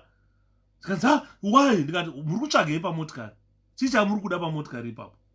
Androona. Saka takatanga kuudzana mashoko. Ndobva ndakavataura ndikati vanambwaka muchaita tipfurane pano. Ndakaudza kuti muchaita kuti tipfurane pano, tichapfurana ticharidzirana pfuti. Ndobva ndadzika ndakuenda kumba. Saka vakasara vakangoungana ona vachingotaura maungaunga. Saka Blazi dzakabva dzarowa pasi ndobva dzaenda. Takazotagara ndobva dzanoudza mugajero wanachitaura faka blaster baka kuti ndakaenda kuchikurubi ndinoona mupana wangu. Ndakaona vanhu veZanu PF vakaungana pamotikari yangu vaida kupisa motikari yangu muchikurubi. Zvinombofamba sei kuchikurubi kwenyu? Saka dzakabva dzati ndozvakaitika zvikanzi zvikanzi ndobva hamendo kana kuti dzakabva dzafonerana here nevanhu vekumaofisi kuti chii chiri kuitika kuchikurubi ikoko. Ndobva dzazoudzwa zvikanzi chairman webranch rekuchikurubi anonzi 𝗕𝗂𝗪𝗪𝗀. Mudhara yeMbwende ndiye akalidha vanhu vaida kunopisa motikari. Zviri sei sinyoro? Zvikanzi ndiye munhu akalidha vanhu vaida kunopisa motikari. Saka Blazi dzakabva dzaudzwa kanzi ndiye munhu yaari kuzviita. Saka dzakabva dzati no problem. Ininiwo unozati mukoma, ndaiti mukoma boss tatakasangana college. As I remember very well 929 yasave. Saka vaifunga kuti ndiyasave 929 iyoyo Mazda. Saka dzakabva dzauya mwe musi kumba. Ini ndakabva ndachinjwa pekugara. Ndobva ndapuwa imba kuKembi. Saka dzakabva dzauya kuKembi ikoko. Ndobva dzasvika bva dzapaka motikari yadzo. Dzakapaka motikari yadzo pamaoffices dzikafamba netsoka. Dzauya zvikanzi Yuda, ndikati Blazi, zvikanzi ndoda kuona mudhara aida kupisa motikari yangu. Ndikati idhawa ngoma zvikanzi no. Kana vachita zvepolitics dzavo dzana Zanu nana MDC nanani, isusu atiite politics idzodzo. Inini I work. Ndobva ndakatanga zoziva kuti vakanga vari vakuru zvavo kumaofisi makuru. Saka ndobva ndakatanga kuzviziva ipapo. Boss dzakabva dzanditi I want to see this guy. ndobva ndati no problem vataenda vananomnokera ndobva avhura door ngati muri kudiwa zvika nani ngati muda nemukomongo maida kupisira motikari ari kuda kuonai saka dzakabva mboenda akabva abuda ndobva adaidza vamwe vake kuti hanzi munhu yotada kupisira motikari auya ndobva vaenda ndobva vaenda saka vakasvika ini ndobva ndangomira ndapeta maoko handichatauri ndobva dzava mhoresa zvikanzi anonzi mboende ndeupi zvika ndeuyu zvikanzi mudhara ndoda kupisa motikari yangu iyoyo zvikanzi inini ndasikada kupisa motikari zvikanzi aiwaka isusu takatopuwa first hand information hatichatauri nani kunzi maungana pamotikari muda kupisa motikari and iwewe ndiwakataurwa kunzi ndiwada kupisa motikari iyoyo zvikanzi orit chimira pano ndoda kufona kana ndafona otaura nemunhu wandoda kuti utaure naye umuudze ndoida kupisa motikari yake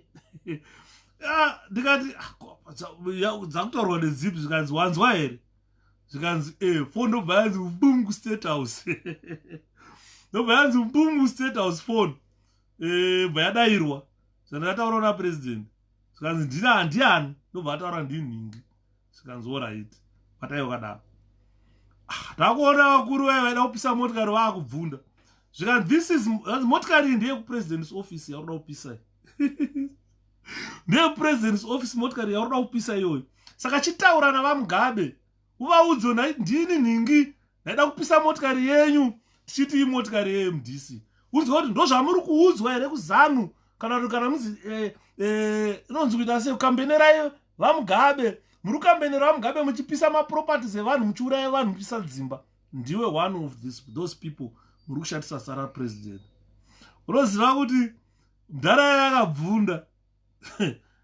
inini ndambodaro chichi vazazvitaura napresident kanzi aiwa ndine munhu panapa anofarisa ukuti anofunga kuti akangona motikari yese yakanaka muzimbabwe ndiye MDC aida kupisa motikari yangu mugadhi chiri unoziva kuti recommendation yakazorohwa ipapo yanga iye kunzi munhu yeye ngaabude basa ngasiye basa as soon as possible unoziva kuti ndiye munhu wandakaona akabuda basa ari piyotu haana zombopromotwa parengi akabva hanzi ngaroe pasi mudhara yeye so nyaya iyi tiri kuitaura kuti kune vana chimbwido nana mujibha vanofarisa kozaya mapuruvheya akaita semudhara iyeye akafarisa saka nyaya yatiri kutaura iyoyo inyaya yekuti vana chimbwido ezvinezvi taakuchitaura kuti dai vabatsirwa vana vavakapiwa nguva dzehondo vavakapiwa nguva dzehondo vana ava vari kutambura vana mai vacho vakamitiswa nguva dzehondo havana chavakapiwa kana chavakawana kwakaitwa macompensation eunzwa vari kupiwa marina naunzvi vese they were neglected saka taakuchemera manje kuvanhu ivavo vakapiwa vana vachinzi ndana chimbwido nguva dzehondo vasina kuwana mukana wekuti they were not connected to the government officials vamwe vacho havana kupiwa mabasa vamwe vacho nanhasi vari kutambura vana vacho kuchikoro vamwe havana kutoenda zvachose nekuti vakanga vasingakwanisi kuafodha kuendesa vana ava kuchikoro. Here is an opportunity for you. Here is an opportunity for you. Zimbabwe is not for Zanu PF. Zimbabwe is for Zimbabweans. The next government of Zimbabwe from Zanu PF is kindly requesting you, Vanachimbwido Nana Mjiba, particularly Vanachimbwido, those who never benefited anything, but Munevana Vakazorwa Muhondo. This is your opportunity to show the world that Magaitwa Vana imi amuna chamagaitirwa neZanu PF for the past 42 years. Kutaura kwatiri kuti vana vacho ndo vakuti vakada kuti vatengese musika yopwanyiwa, vakada kuti vaitewo chakati zvopwanyiwa, vakavaka dzimba dzopwanyiwa neZanu. Your suffering is continuing. There is no way you are going to enjoy life. Natinini, you only live once. Hanzwe isusu vana vevu tine mhuri dzakatsakatikira muhondo, uye baba vangu ndevamwe vanhu vakasponsa hondo yerusununguko. Munotisa papi naye mukanya. You will be catered for, signor. Tinokumbotaura nyaya dzana Chimbwido. The rest you will be catered for. But vana chimbwido inzwai nyaya ndiri kutaura sinyori. Vanhu ava vaitorwa vachiendeswa kumabhesi, vachinorarwa navo vasingabhadharwa, vachiitiswa mimba vachizvara vana. Vanhu ava vamwe vakazvara 2, vamwe vakazvara 3. Hondo yapera hapana akazovacheuka. Kana vaivazvarisa vacho pamoda vakafa kana varipo vana chinotimba nanhasi, they never went back where they operated. Kunoona kuti vana vavo vakasiya vaasei. Saka after war vana chimbwido havana chavakawana. Vakangowana chavakawana, they were the ones connected. Saka takushida an opportunity yekumeka sure kuti every munhu akasafa during that time akaitiswa mwana must be looked after by the state. And this is the time that they should open their mind. Kuti Zanu PF haivoterwe. They were voting for Zanu PF hoping kuti zvichanaka. Until now they got nothing. Ukaona vakagara pamusangano wana chimbwido vachembera musoro yachenai.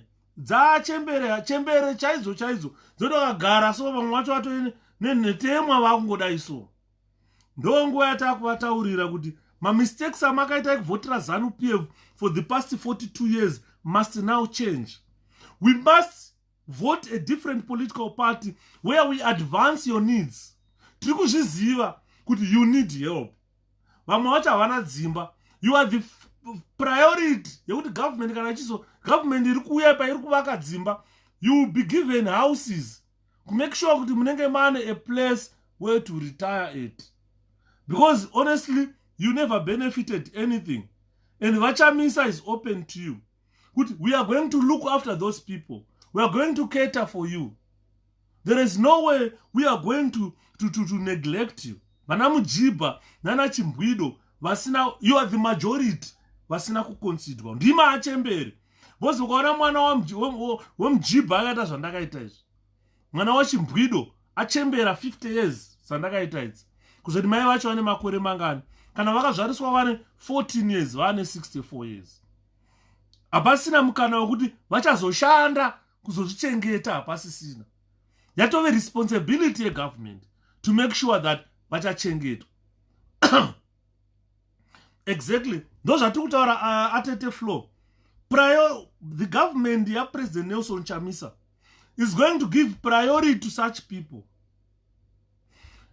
They are not the only ones who are going to be prioritized. Andili mona.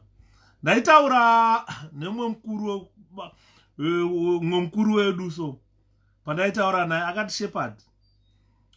Kune nzvimbo dzimwe dzekuti ukaenda so kanotarisa hakusina chinomera, and the people must reallocated. Vanhu vakaita sevanhu vekunana zvimba nedzimwe nzvimbo hakuna chinomera. Hanzi navasinyoro, very true, Yuda. The history of Zimbabwe has not been told. This is why some of us in this revolution, restoration, and the presentation of our national pride, our traditions, norms, and values. So those are true izvozvo.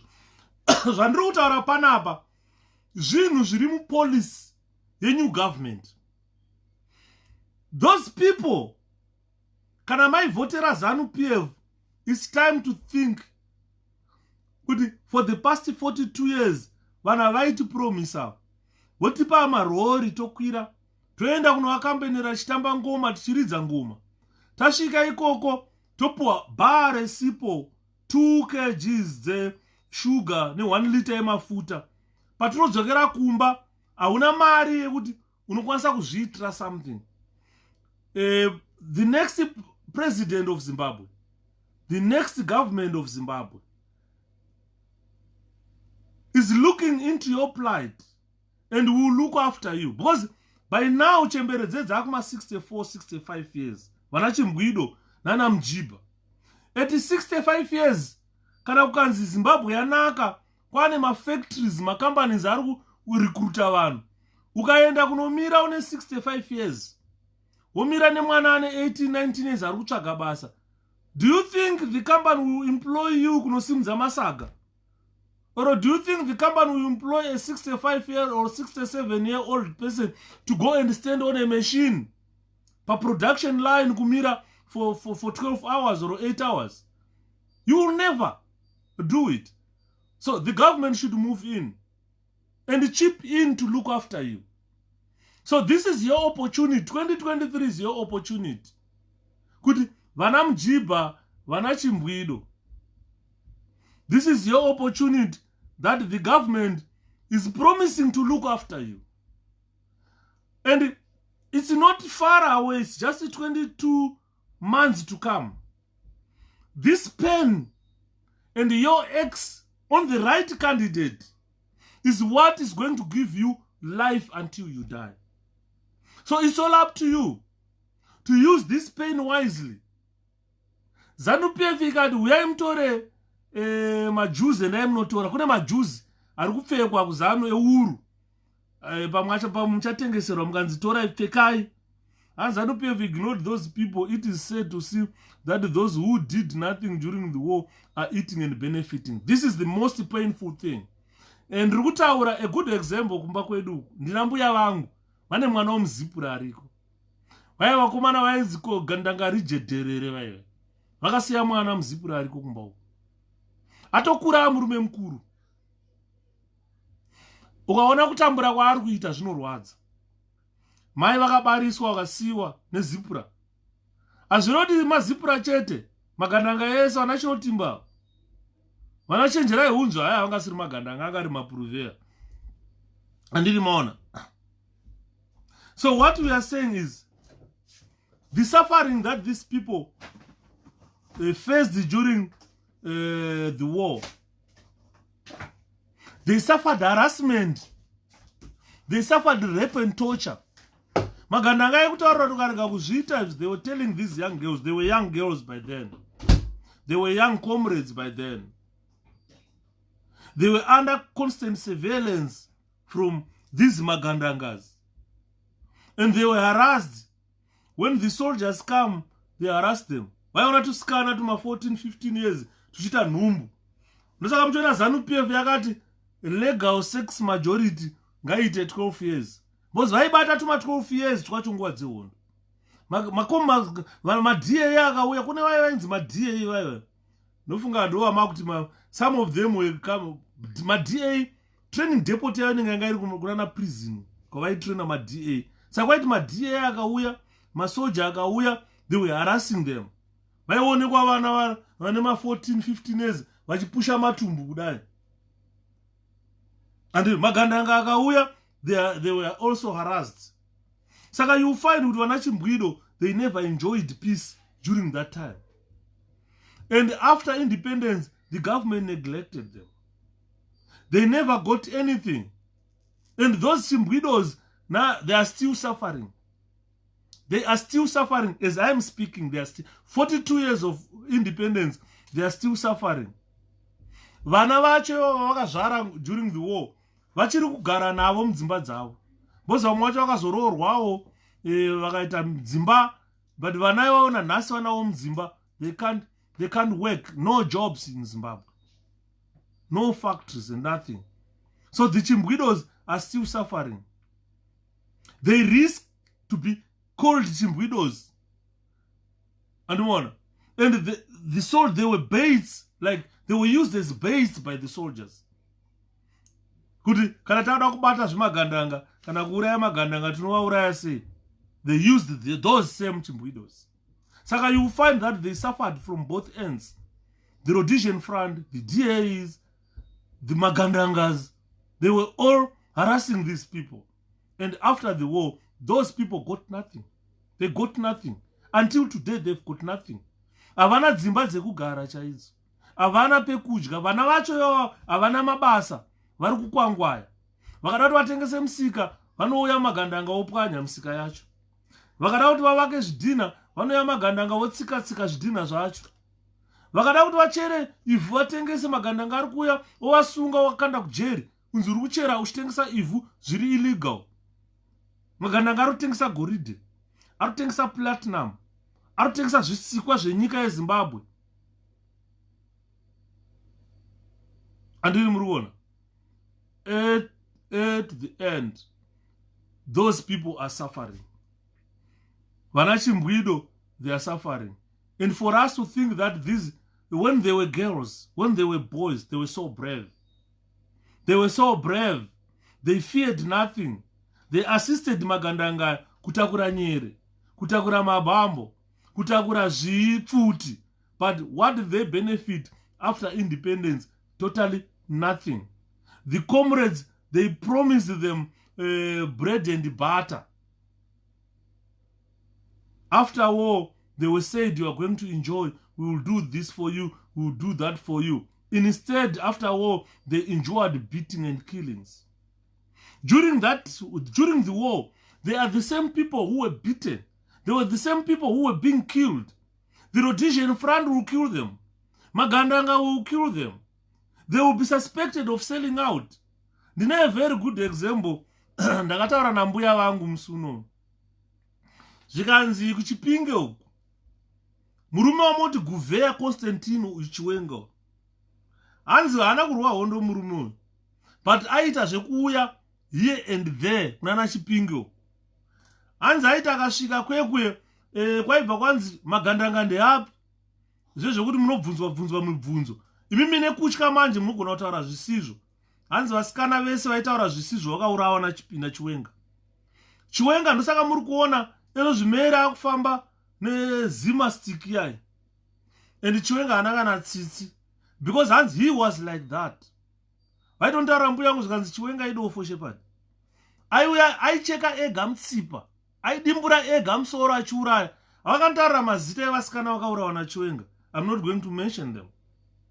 Zvikanzi Chiwenga akauraya nhingi, akauraya nhingi, akauraya nhingi. Chiwenga Constantino Chiwenga kuChipinge uku. Ainzi imi sikumuti 𝗕𝗲𝗁, anganzi anga asikanzi 𝗕𝗲𝗁, ainzi 𝗕𝗲𝗁. Ainzi 𝗕𝗲𝗁. Andi muri kuona. Saka exactly Zanu PF haina chayaka provide. Saka you find nyaya dzati kutaura panapa inyaya dzekuti kana we are 41 years or 42 years after independence. What have you benefited as Chimbwido? What have you benefited as Mjiba? Nothing. Because you are not connected. Hanzi 𝗕𝗲𝗁 chainzi 𝗕𝗲𝗁 mdara Constantino jaji chainzi 𝗕𝗲𝗁. So you find that the threat of violence against these people, it was on both ends. It was on both ends. The Rhodesians used to beat them and kill them. Vanachimbwido. Magandanga used to come, rape them, beat them and kill them. Vakasurvive, vakasara nevana. And they still nest those injuries. They have got those kids. They reared those kids on their own. Up to now, vana vazhinji vacho, they don't even know kuti vana baba vavo vakaendepi. So this is the time. Here is a government in waiting that is telling you kuti chinja ngatichinjei maitiro. And we need you people to be assisted. By now, vanachimbwido nana Mjiba vavanhu vachembera. They're very old people. Vakuma 65 and above. Because vana vakazvarwa 1971 vana Shepherd takutotena ma 50 years. How about vanachimbwido by pataizvarwa since they were around 14 years? Kuti vane makore mangani by now? Ama 64, 65 years vachikura vachienda. Munhu akadaro yekuti umuti sika kurima achakwanisi. Achada pekugara, achada chekudya munhu iyeye. Achazochembera ari papi. Mwana wakapuwa nguva dzehondo hapana paakashanda. Haana kana pension yekuti mwana yake anogona kubatsira mai vake. Saka tiri kutaura kuti this is your time to reason. This is your time to reconsider and think, what do you benefit out of Zanu PF? Since 1980, all the promises that Zanu PF did, no promise was ever fulfilled. Tikataura 1980 tikure, ngataure 2018. Promise yamakaona yakafulfillwa na mnanga agwane government yawo ndeipi? Hapana. They said they were going to build 1.5 million houses so that you guys benefit. Instead of 1.5 million, makaona ma-flats 10, ma-flats haasvike kana 10, I think 4. Akavakirwa chinze tikuvakira ma-doctors. And that is and maflats wa haana kuvakwa manje akasiya avakwa na 𝗕𝗏𝗁𝗂. Muchiruziva 𝗕𝗏𝗁𝗂 mudhara yokudya mari dzehousing uya ndiye akasiya avaka maflats akuvhurwa nhasi. They've been built long time ago. Akunzi ngapuwe madoctors. Saka zvakuda kuti vana Chimbwido nana Mujibha vhurai maziso enyu zvokutaura naSinyoro. Vhura mehlo. Vhurai maziso vana Mujibha. Zimbabwe is not a country that is only going to be ruled by Zanu PF. And when a leader of a country say we are going to rule this country forever, that is a stupid assertion. Look at what this guy in Guinea now is under arrest. And kutomusunga kutonyara dai vatomudimbura makumbo. Samuel Doe akadimburwa nzeve. Lumumba vakaita kucheka neHakso. Electric hasko vachidimbura musoro vachidimbura maoko vachidimbura akasara zino. Chakadzoka kubva kuBelgium pamutumbi waLumumba izino.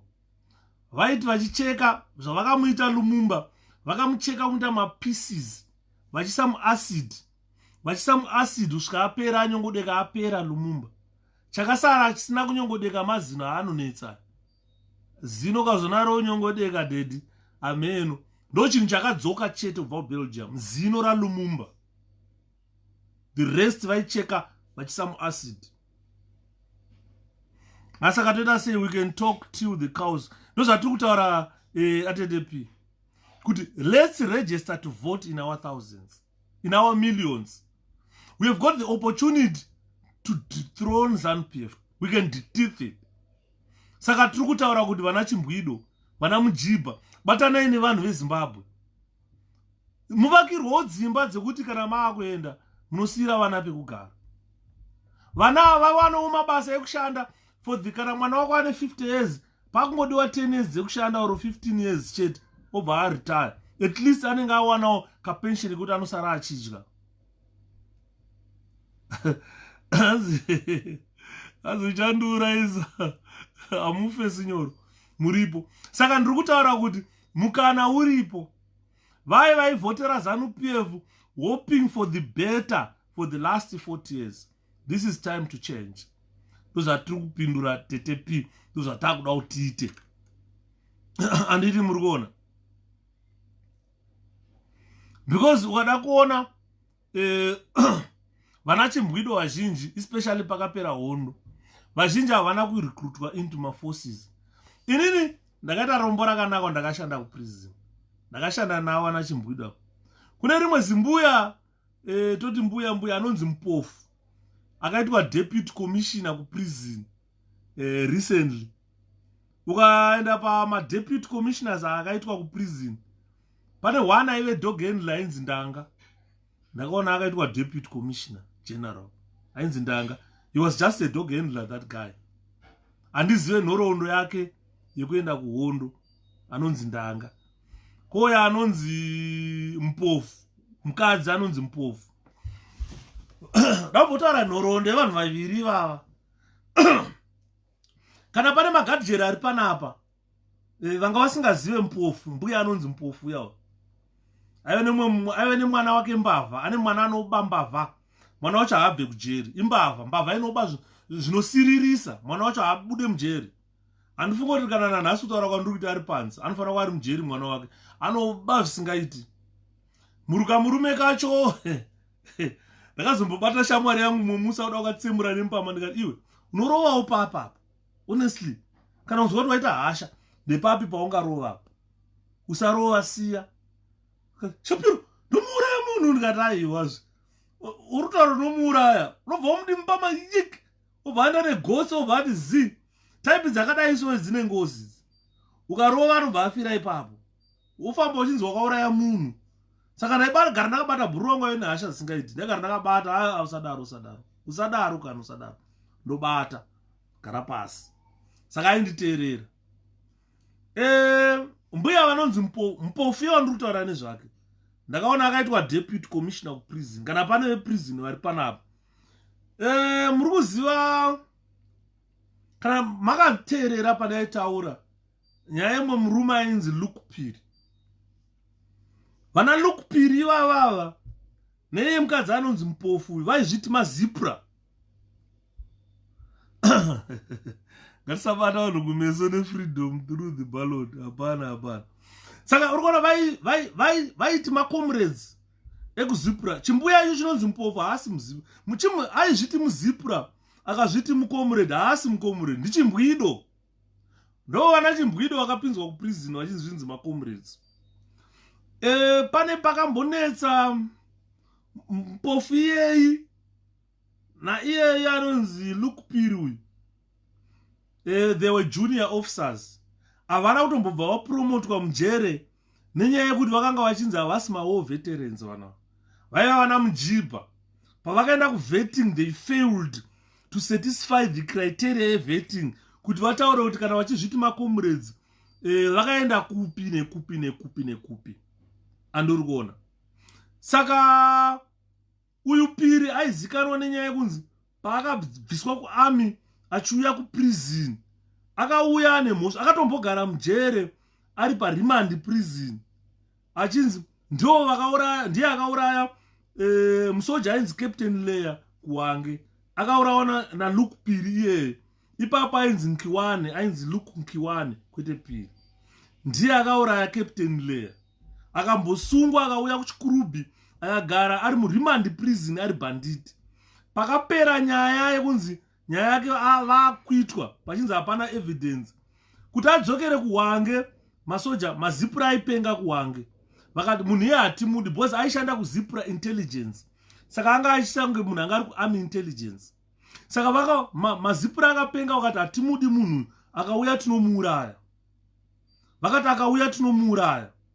Saka as a result akabva abviswa. Vana Ngomo they know this story. Vana Joshua Ngomo I think they were behind the killing of Captain Leah because in Leah Captain Leah ameno nyaya dzavakataura corruption yavakaburitsa yaitwa nana Joshua Ngomo nemamwe matop brass eZAP. Saka these are the people who facilitated his death. Munhu akamuuraya ndiye iye 𝗪𝗶𝗺. Saka vadaro vakabva vaona kuti zviri nani tomubvisa kuarmy because kuarmy kwacho vanhu mazipra vachadi kumuona vakamuona vada kumuuraya. Saka vakamubvisa ndobva vamuendesa kuprison. Saka akauya ndobva atrena akushanda seprison officer. Saka aifunga kuti vanhu vekuprison havazvizive kuti ndiye munhu akauraya ningirikini Captain Leah kuwange. Saka adaro akatrena chigadhi akatanga kushanda aishanda pachikurubhakisi paMupana. Taigara naye munhu wandiri kutaura iyeye aiti kana mweya waCaptain Leah wabuda mandevele vazhinji vanoti hanzi hakuna ngozi. Vakomana musanyeperwa musaurayiswa vanhu muchiti hakuna ngozi. 𝗪𝗶𝗺 anga nemukadzi mujaindi aive nezvevana zvake 3 zvikomana. Aiti kana mweya wacho wabata mukadzi aiita zvake zvaanoita. Murume wopenga vaigara zvakabayana nebanga mukadzi achichekwa nemapanga naLuku. Vana vaihumana vachitaura kuti ukondiuraya vana vadiki vaihumana mukembi zvatakaona nemaswida. Ndakazomboenda mumwe musi unoziva ndandiri paswitchboard ndobva manager wakaTM kamufinisa ndobva afona zvikanzi tikautaurawo na comrade Piri. Ndobva ndatuma munhu akanomhanya kudaidza Piri kuti ari kudiwa pafoni kuno. Asvika paipai ndobva ataura chiko saka abva apedza kuti anobva agadzika foni. Inini ainditi homeboy bozi anozvita anobva kuMalawi. Homeboy zvakanaka here ndikati ndaomi zvikanzi madhamu maTM abatwa zviro avharirwa akapusha troli yese pandamupa mari kuti aende kunotenga grocery.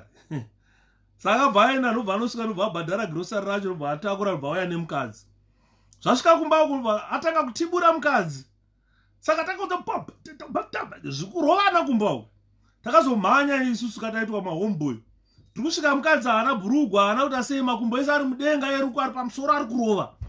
Patakasvika chimubata unopenga here urikurowa mukadzi unouraya mukadzi unopenga here wewe. Ndopa ndakaona chinjonzi ngozi yakaipa. Ziso rakabuda so kuti ange munhu abva kurova mbanje.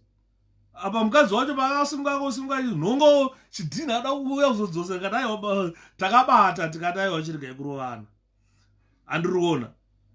Saka apa mukadzi wacho anenge akabayiwa futi nebanga paruoko, chekwa nebanga napiri. Takazobata arigai kurowana. Saka saka you see now, anza inyundle taina matatose pakaipa. So what happened now? Assassination yake ndo yandikutaura. As you don't forget, ndikanganwe ngoma man, I'm sharp. My events akaitika ndinomaona, they're still vivid live in my mind. Saka takambata piri yo, takanura paya, tikasiya akabva akaenda kwaenda, sikadzoka tikagara paya. Saka takazogara later on,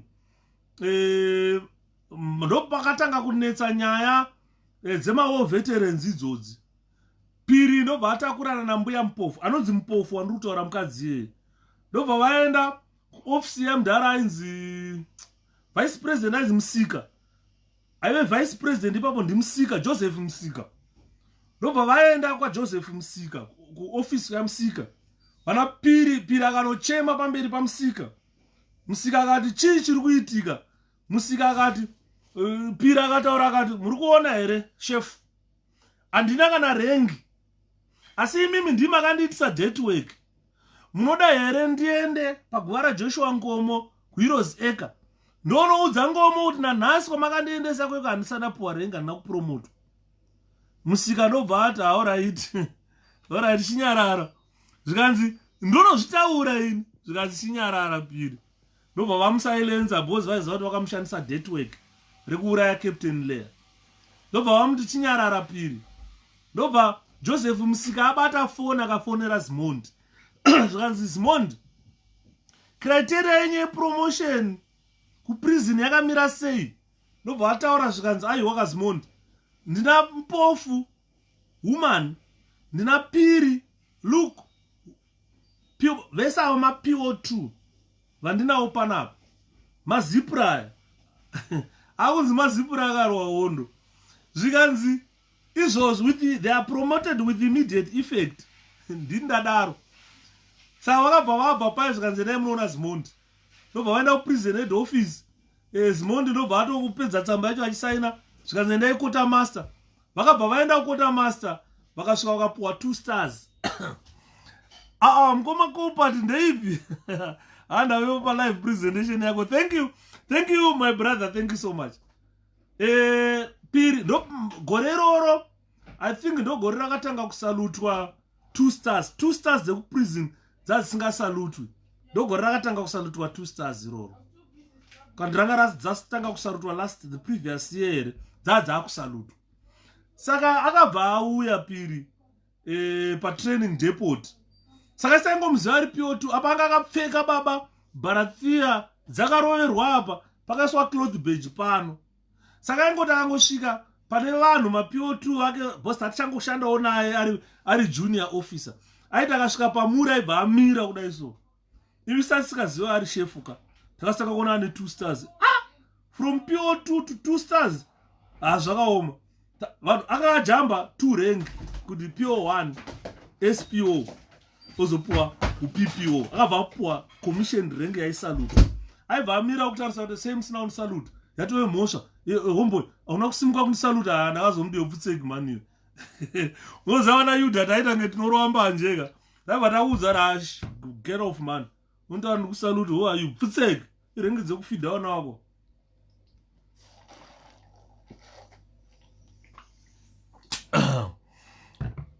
Taivaudza ngati irengi dzekufidha wana wako ndokusaluta and get away. Andiona. Ndo mazuva aida kudzosera maroverwo akaitwa naBhururu wangu. Akamboenda kuna Bhururu wangu ane dzungu. Akarowa zvekurowa zvezve. Achipinzwa pasi matebhuru achiroverwa makumbo kumatebhuru kunge zvekuwrestling. Andiri maona. Saka that is what zvatakaona. Mupofu iye akabva apuwawo 2 stars mai ivavo. Zimbuya iri ndobva raiswa pasi kumatebheleland. Hanzi ndakambonzwa kunzi rakamboita officer commanding maTebeleland richiba zvekuba zvazva richinopa Zimondi kwaRari kusvika Zimondi wafa. Ndaseka ndaitaura nemwe mupana wangu so mwe mupana wangu zvikanzi Shapiro ndikati indawo zvikanzi wakomana muri matrained officers mufana kuona something ndikati ndau zvikanzi uri kuona kufa kwakaita zimondi ndikati zimondi ndikati iCovid kaya 𝗪𝗏 handiseka kunge benzi kanzi 𝗪𝗏 wakaenda kuchikoro iwe COVID unoziva kuuraya kwainoita iwe. Do you still believe kuti zimondi akafa neCovid? Promotion without merits common Zanu PF ndo zvavaiita mani. Zvidzoi mukoma mani. Zvidzoi zvakawanda kani kuprison. Nanhasi sokaenda kuprison unyazoona kuti iyi yakaurawa ni service yakaurawa. Kuna umwe munhu ane rengi yokuti vanhu vanachitaura panapa kwana umwe mudhara ainzi Murawu. Ainzi Murawu. Ainzi ani mudhara uyo Murawu. Ndakazomusiya kwa Mutare. Ainzi Murawu. Ndakabvunza vanhu kwaMutare mumusi ndaenda paMutare farm. Hanzi ndakabvunza kuti bhodhagezi akange akakoshei anga ari mwana wani pindurai. I don't know.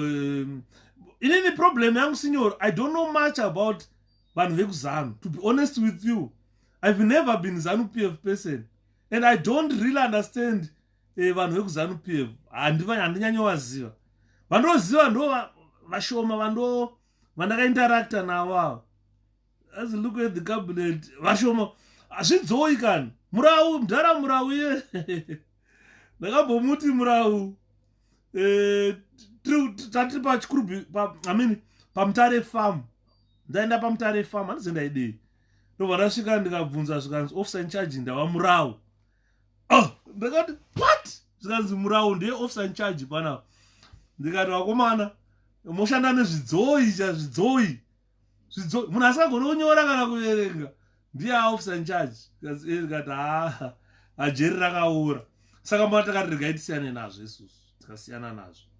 Saka you find nyaya yatikutaura panapa kuti ezvo chimbuya icho chainzi Mpofu ichocho chakabva chapromotwa from PO2 to PPO. Kunyora hachigoni, kutaura chirungu hachigoni. It's not a sign of intelligence kutaura chirungu. It's not a sign of education kutaura chirungu. But it's a means of communication. The purpose of speaking in English is to make everyone understand. Ndikataura Shona chete, I'm discriminating the Ndebele people. I should be speaking Shona and Ndebele, but if I want to use Shona, I use Shona, then use Ndebele, so that I accommodate both sides. But if you can't speak Ndebele, or if you can't speak Shona, it's better to use English. It's a mode of communication. It's a language that you can talk, you can use to make sure everybody understands what you want to say. So chimbuya chainzi Mpofu ichocho. Ndakarohwa neana ndikati zvikanzi akanga ari officer commanding kuno kuShepherd achitendera kuna unana Kami unana Gwanda kupi vakadzinga mumupana wangu basa arambi anyima chiobvu zvaakamunyima zvikanzi ndobva amudzinga basa. Saka you find kuti ndiye munhu deputy commissioner. Ndopa ndakati ndikati prison yafa yaora ndiye deputy commissioner mai ivavo.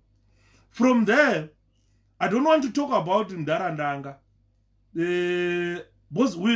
Nandanga hatina patakanyatsoti gedye.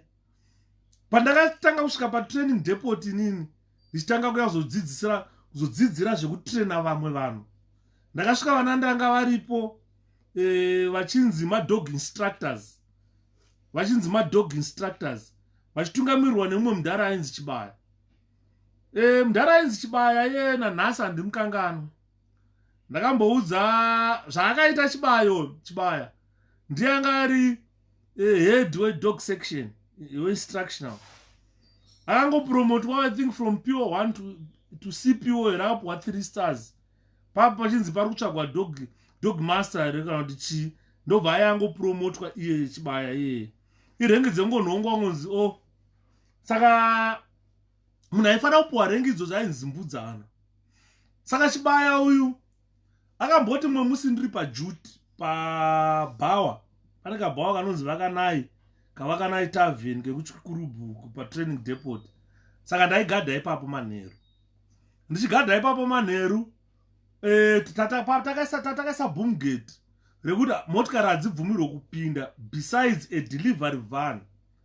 Saka iye akabva auya nemumwe munhu wakauya naye ndofunga ndana Chimbwido wakanditi Chimbwido wakauya naye nemwe mujibha wayona angana mujibha nana chimbwiro ndobva asvika chibaya ndobva asimudza bhumgeti motikari ye ndobva yapinzwa ndobva avhara saka avhara kudaro pane vanhu vamwe vari pajuti pave nabhururu wangu mwainzi Sidi saka Sidi akabva auyawo bva anditi Shapiro unozati munobva mupinzwe motikari here ndikati amupinzwe motikari but iyo motikari yauya nani naCPO chibaya anana chimbwido nana mujibha waapinda nawo mukandini mukati zvikanzi but sei achidheerera mutemo wepanapa anoiziva agara pano Stereki Mutara iyi ndikati zvikanzi alright ari kupi ndobva amudaidza zvikanzi chef makadii zvikanzi ati right asi tikumbira kumbotaura nemi chef ndobva wabuda panze saka unoziva pakaita karima so ndobva wabuda panze chibaya ndobva anzi chef ko imi munoziva mutemo wepanapa muda kupa officer Yuda kuti vapinde mumhosva here nakomandende handimozati motikari hadzibvumirwe kupindapo komandende vakapfuura vanoti kudii zvikanzi inini ndiri shefuwo futi saka ndovataura kuti ndaauthoriza motikari iyoyo kuti ipinde kuzomudaro Sidi akabva ati no unodheerera mudhara iwo saka Sidi akabva ndakaona Sidi akabva amubata mufesi uyo nti ndobva akumudhonzera kuground pakaita parima pave nepombi so pakaita parima ndobva amuti saka iwo wakutosa mutemo wako panapa komandende vane senior rank than iwewo saka wakuda kuya kuzoshandisa mutemo yako panapa and furthermore bawa ndire majunior officers renyu riri kupasuka saka iwo uda kuya zotonga kuno kufuta anzi but Sidi ya mufesi aichezura akaregerera zenya ini mani ndakamira ndakabata pfuti ndakamirapo munhu atopuwa mucheka saka nei ndichibata kuti officer Sidi musadaro ndakaona no ndikadaroka ndatengesa Sidi ndobva ndamuti but officer avari right awa bosi chefuka zvamukuita muti totongwa nemacivilians havazozivi musiyano wacho bosi vanhu vamana wana chimbwido nana mujibha macivilians vanenge vakuti kutitonga vanaona kuti manje akuti auda kuplida vana muti apfutseka vana muregerera yangu saka tata kuziva kuti inini naSidi tapara umhosva imwe chete ndobva ndamuregererawo yangu rata pakabva asiwa naSidi akabva ati bara kutiza saka ini ndakabva ndatenderera kunopinda nekoko bhuru wangu ndobva aenda kumba saka ndakaramba ndakamira ndakabva ndapinda mubhawa ndobva ndamira bva ndapeta hangu maoko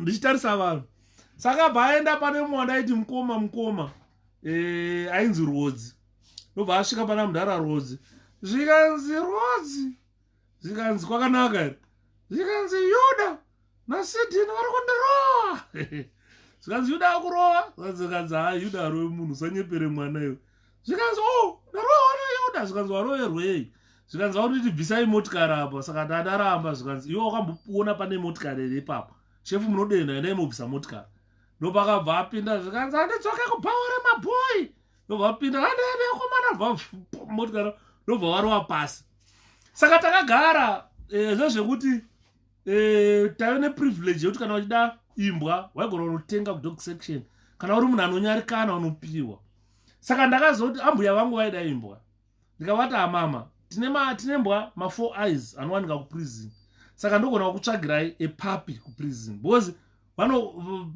panobreedwa imbwa dzimwe dzowanda zviri unnecessary dzoshaya vanozodzitrena saka dzimwe dzacho dzinenge dzakukelewa dzimwe dzakutengeswa dzimwe dzakuurawa ndikati regai ndonota sei ndonokutsvagira ipapi ndobva ndaenda kudog section saka deputy commissioner yanonzi Ndangai ndakasvika aripo iye anga atori ane 2 stars ari junior kuna chibaya ndobva ndasvika ndikati chef makadini bva ndamusaluta he's a gentleman, very good person anonamata anenge anonamata kwamugodhere kumapostori kuti anonamata blaziye saka ndakasvika ndikavati ndauyawo shefu ndiri kutsvagawo epapi zvikanzi imbwa modzipedza here ofisayuda dzakazarawo regaite nditoona shefu chibaya mutsvagirwe imbwa saka ndakaenda paipai ndobva ndasvika iye ndobva aenda ini ndakasvika ndikati dammit chibaya ndaingofa iye achapa decision undipiwe imbwa ndobva asvika pai kanzi handitoona officer incharge varipo kuseru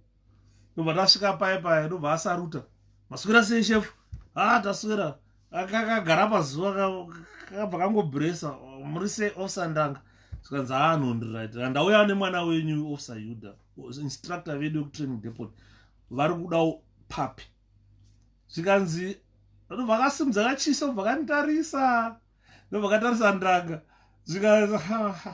ndanga zvikanzi I don't want to see this man here. Please take him out. I don't want him here. Zvikanzi kwakanaka here chef. No, ndanga. I don't want him here. Take him out. Otherwise ndobvurira mbwa ndikamurumisa nembwa. Ndobva ndati zvakanaka chef tatanga kufamba. Saka takunobuda kudog pagate dog section. Ndanga kuti offside, what's the problem? Ndobva ndamutsanangura akati ndakambomucheka rata mudharawo. Achekwa nasidhi ndobva ndachekawo. Saka pandakamuchekawo manje akada kutraya kutsvaga kuti implicate mhosva atsvaga masympathizers akashaya mawitness. Saka nyaya yake yakangohenga yakadaro. Ndo grudge raari raanaro. Saka you find kuti ndaitoseka zvangu pandakaona ndanga achinzi deputy commissioner kuprison. Ndakunzwa mupofu mupuruvheya kana kuti chimbwido akunzi deputy commissioner kuprison. Ndakati zvakaoma. Saka kune mamwe ana chimbwido vasina chavakawana.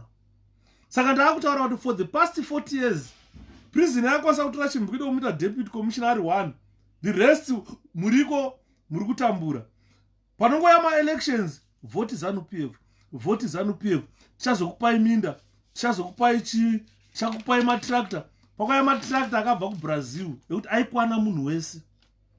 Every farm muZimbabwe yaikwanisa kuwana matractor. Kwakauya matractor, I think about 7 or 10,000 tractors that were bought from Brazil.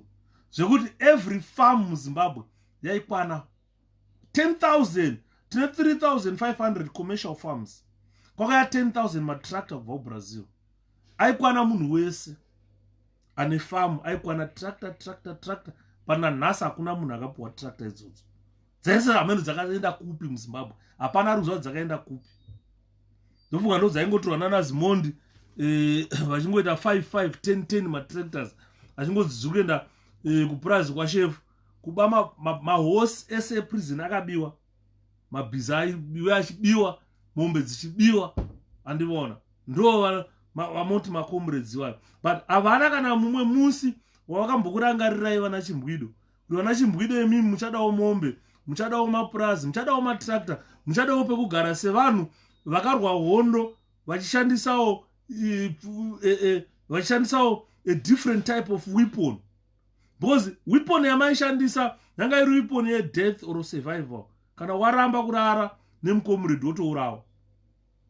Kana warara nemucomrade wane nhumbu, you need to explain to the Rhodesian Front nhumbu wakaiona upo nema-DA. Hadzisi mbama dzavairohwa vamwe vakasvodza vachirohwa nema-DA. Kutaura kwatiri kuita nhasi vachiri kutambura vanhu vandiri kutaura ivavo. And they've been conned neZanu PF for the past 42 years. Vachinzi voterai Zanu. Kana muchinge mavhotera Zanu PF tichakuitirai zvakati, tokuitirai zvakati. Zvavasina kumboitirwa kusvika nhasi uno. Saka tiri kutaura tichiti vana chimbwido, it's now time nana Mjiba to exercise your rights of saying no. That is your constitutional right to choose or support part of your choice. If you don't want to come open that you are going to support the opposition, just go and vote the opposition. Uone what is going to come. Zviri sei Chisli? Zviri sei mwana wamai? Saka tiri kutaura nyaya dzana chimbwido nana Mjiba. They benefited nothing. They totally benefited nothing. And I think the only time these war vets benefited was during the inclusive government. That time MDCA showed when they can do more exactly. So what you witnessed during the government of national unity, when the President Chamisa was the ICT and Vachangirai Ivo Prime Minister, the recovery of economy from 2009 to 2013, if you had given MDC opportunity in 2018, that means by now you should be enjoying your life. But Vanachimbwido, Nana Mjiba, vakashandiswazve vachipuwa ma-empty promises. But what did the Chimbwidos benefit out of that? Nothing. Until now, they are struggling. Ukatengesa musika, uchatengesa ne RTGS, wozoenda unotenga US dollars kuti utenge chingwa. So what we need is a new government that is going to look into nyaya dzanachitaura dzana Chimbwido, their plight. They have been abused during the war, and they are still being abused by Zanu PF government. So what they need to do is to make sure that they come together to work with these people of Zimbabwe and ensure that Zimbabwe is liberated. Once the country is liberated, vachamisa vakataura vakati hakuna munhu wekuZimbabwe anofana kunzi ari homeless munyika yeZimbabwe. There is no any other country where you are going to say this is my country. Mkoma diva zviri sei mwana wamai zviri kufamba here. There is no any other country where vana mujiba ivava are going to say this is our country. Long time. Congratulations, Mkoma Donald Zulu. Congratulations in Zambia, my brother. You've got a new president. Let's hope he's not going to disappoint us as Malawi president did. Chakwera in Malawi, aondongatu amapita ku Britain ndimbumba yake yose kuchokera kuti mwana abambo wamkuru mbumba yonse amatenga kupita nayo kuti ku Britain ukachita meeting. So sitifuna kupeza zimenezo kwa HH akainde Hichilema. Tifuna kupeza Zambia yabwinotu. Anthu onse aku Zambia adiyeko akute. So ndizimene tiri kufuna kupanga kuti ku Zambia. Congratulations, my brother. So we hope HH will work for the benefit of Zambian people, not for his benefit, not for the benefit of useless people, but for the benefit of real Zambians. Useless people, I refer to those corrupt people like what you see just across Zambezi. Just across Zambezi. There is something brewing badly in Zimbabwe. So you see, the problem that we are facing with the Chimbwidos, they get these maize parcels. When they get these maize parcels, they get soap parcels, sugar parcels, then they are conned to sell their vote. HS is quite organized. He's people's president. Thank you so much. I congratulated him. And I thought I was going to get my invitation, you see. But unfortunately, even if I got it, I was not going to travel that end. So, ndo nyaya yacho. Signor ari kuchema kuda kuedwa signor. But let's hope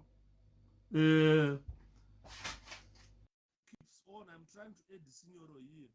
But let's hope the volume will keep. Because once you try to add someone, the volume goes, then we have to cut the presentation. So I'm trying to bring in signor Timbunzo, one is zipping nyaya.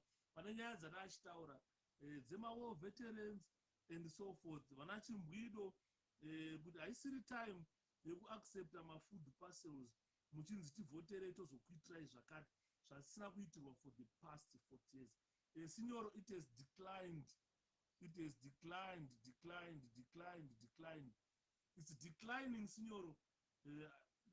I'm not sure if I still have volume. Can you people hear? Signor, volume yaenda. Andimaona problem here at Otaura, signor. Volume yaba yaenda. So people can't hear us, and we have to cut it.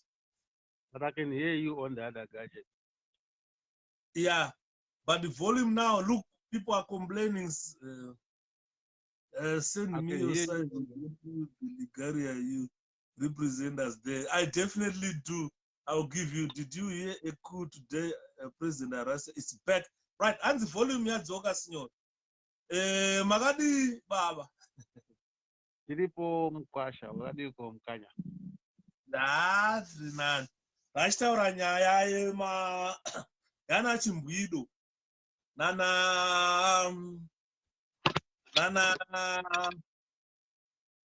anzana Chimbwido nana ani signor. Vanonzani vamwe vacho vechiruma. Adam Jiba. Vana mujiba signor. Vana chimbwido vanhu vakashandiswa stereki nguva dzehuno.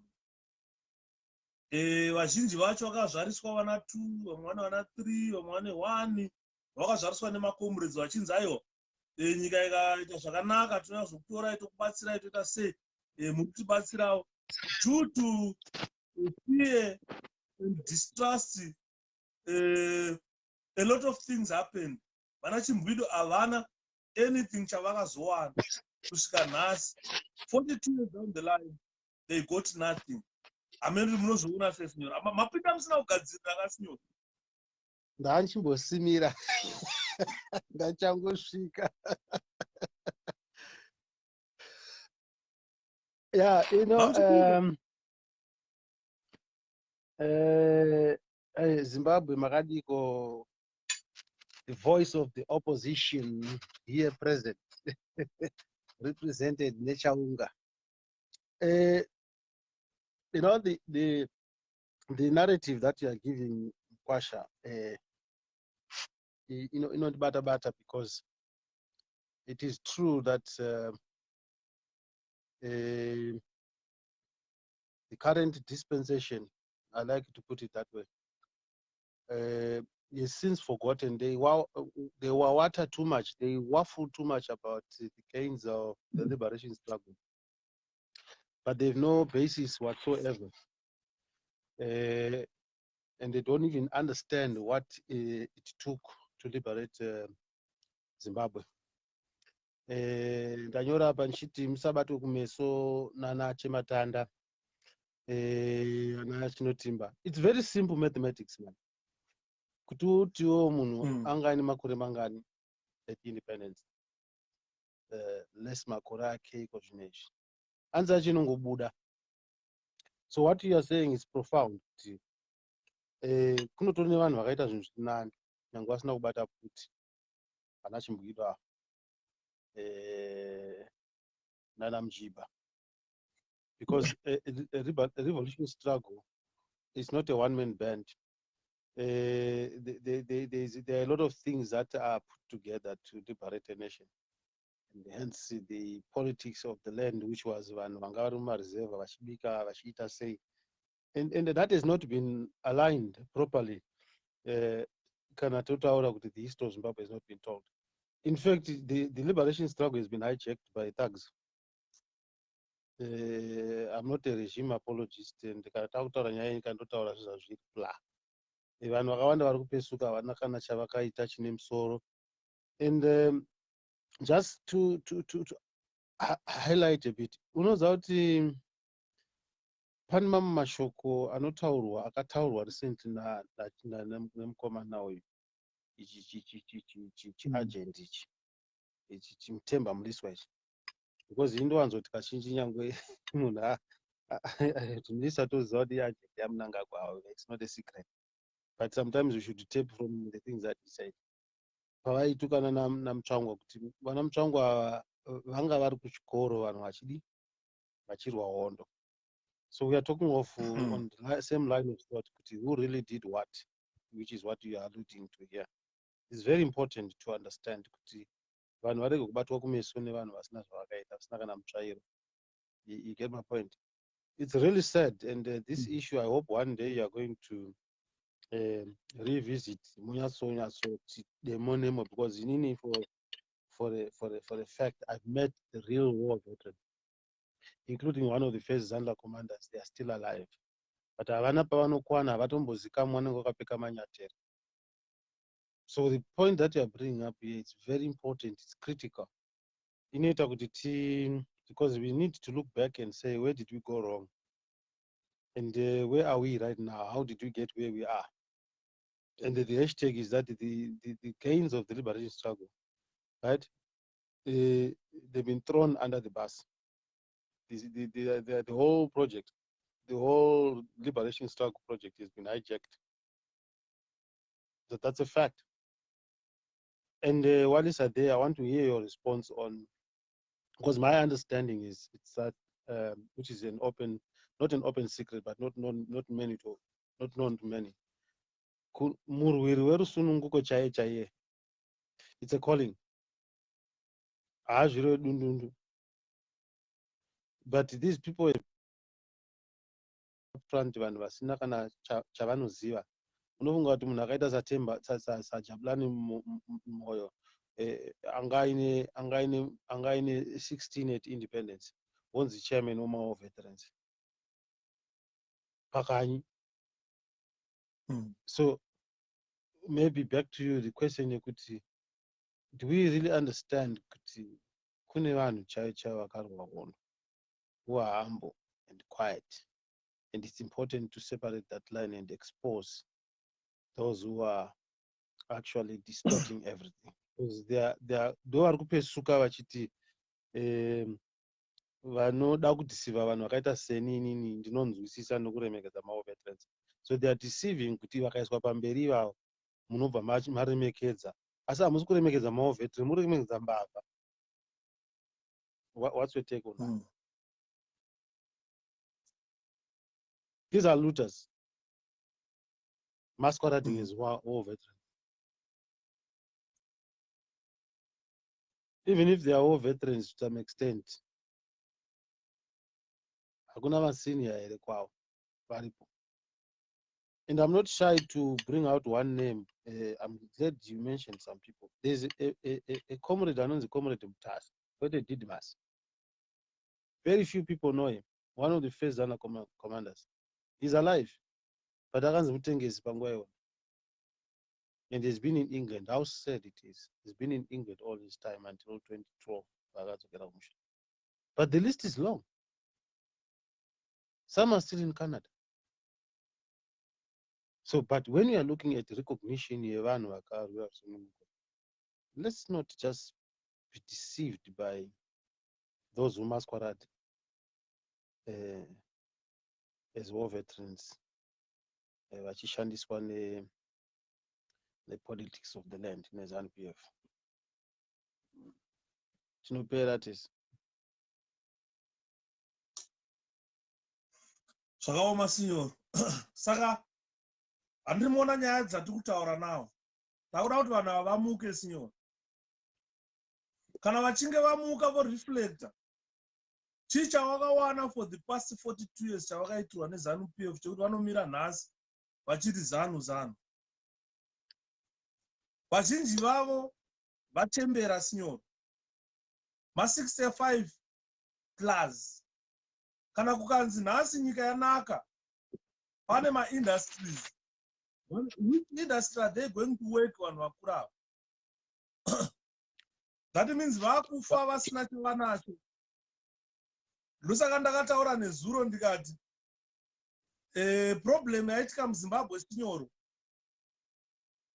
Handiri kwamuri kuna naAmerica, kwatiri kuna naBritain, kupi nekupi nyika dzatiri dzekunzezi dzinopa vanhu vadzo inonzi unemployment benefit, handiti?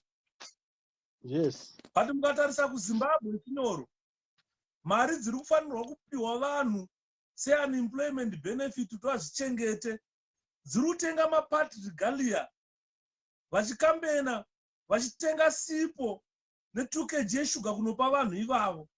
Why can't they pay them the unemployment benefit? Nokuti mari yacho iripo.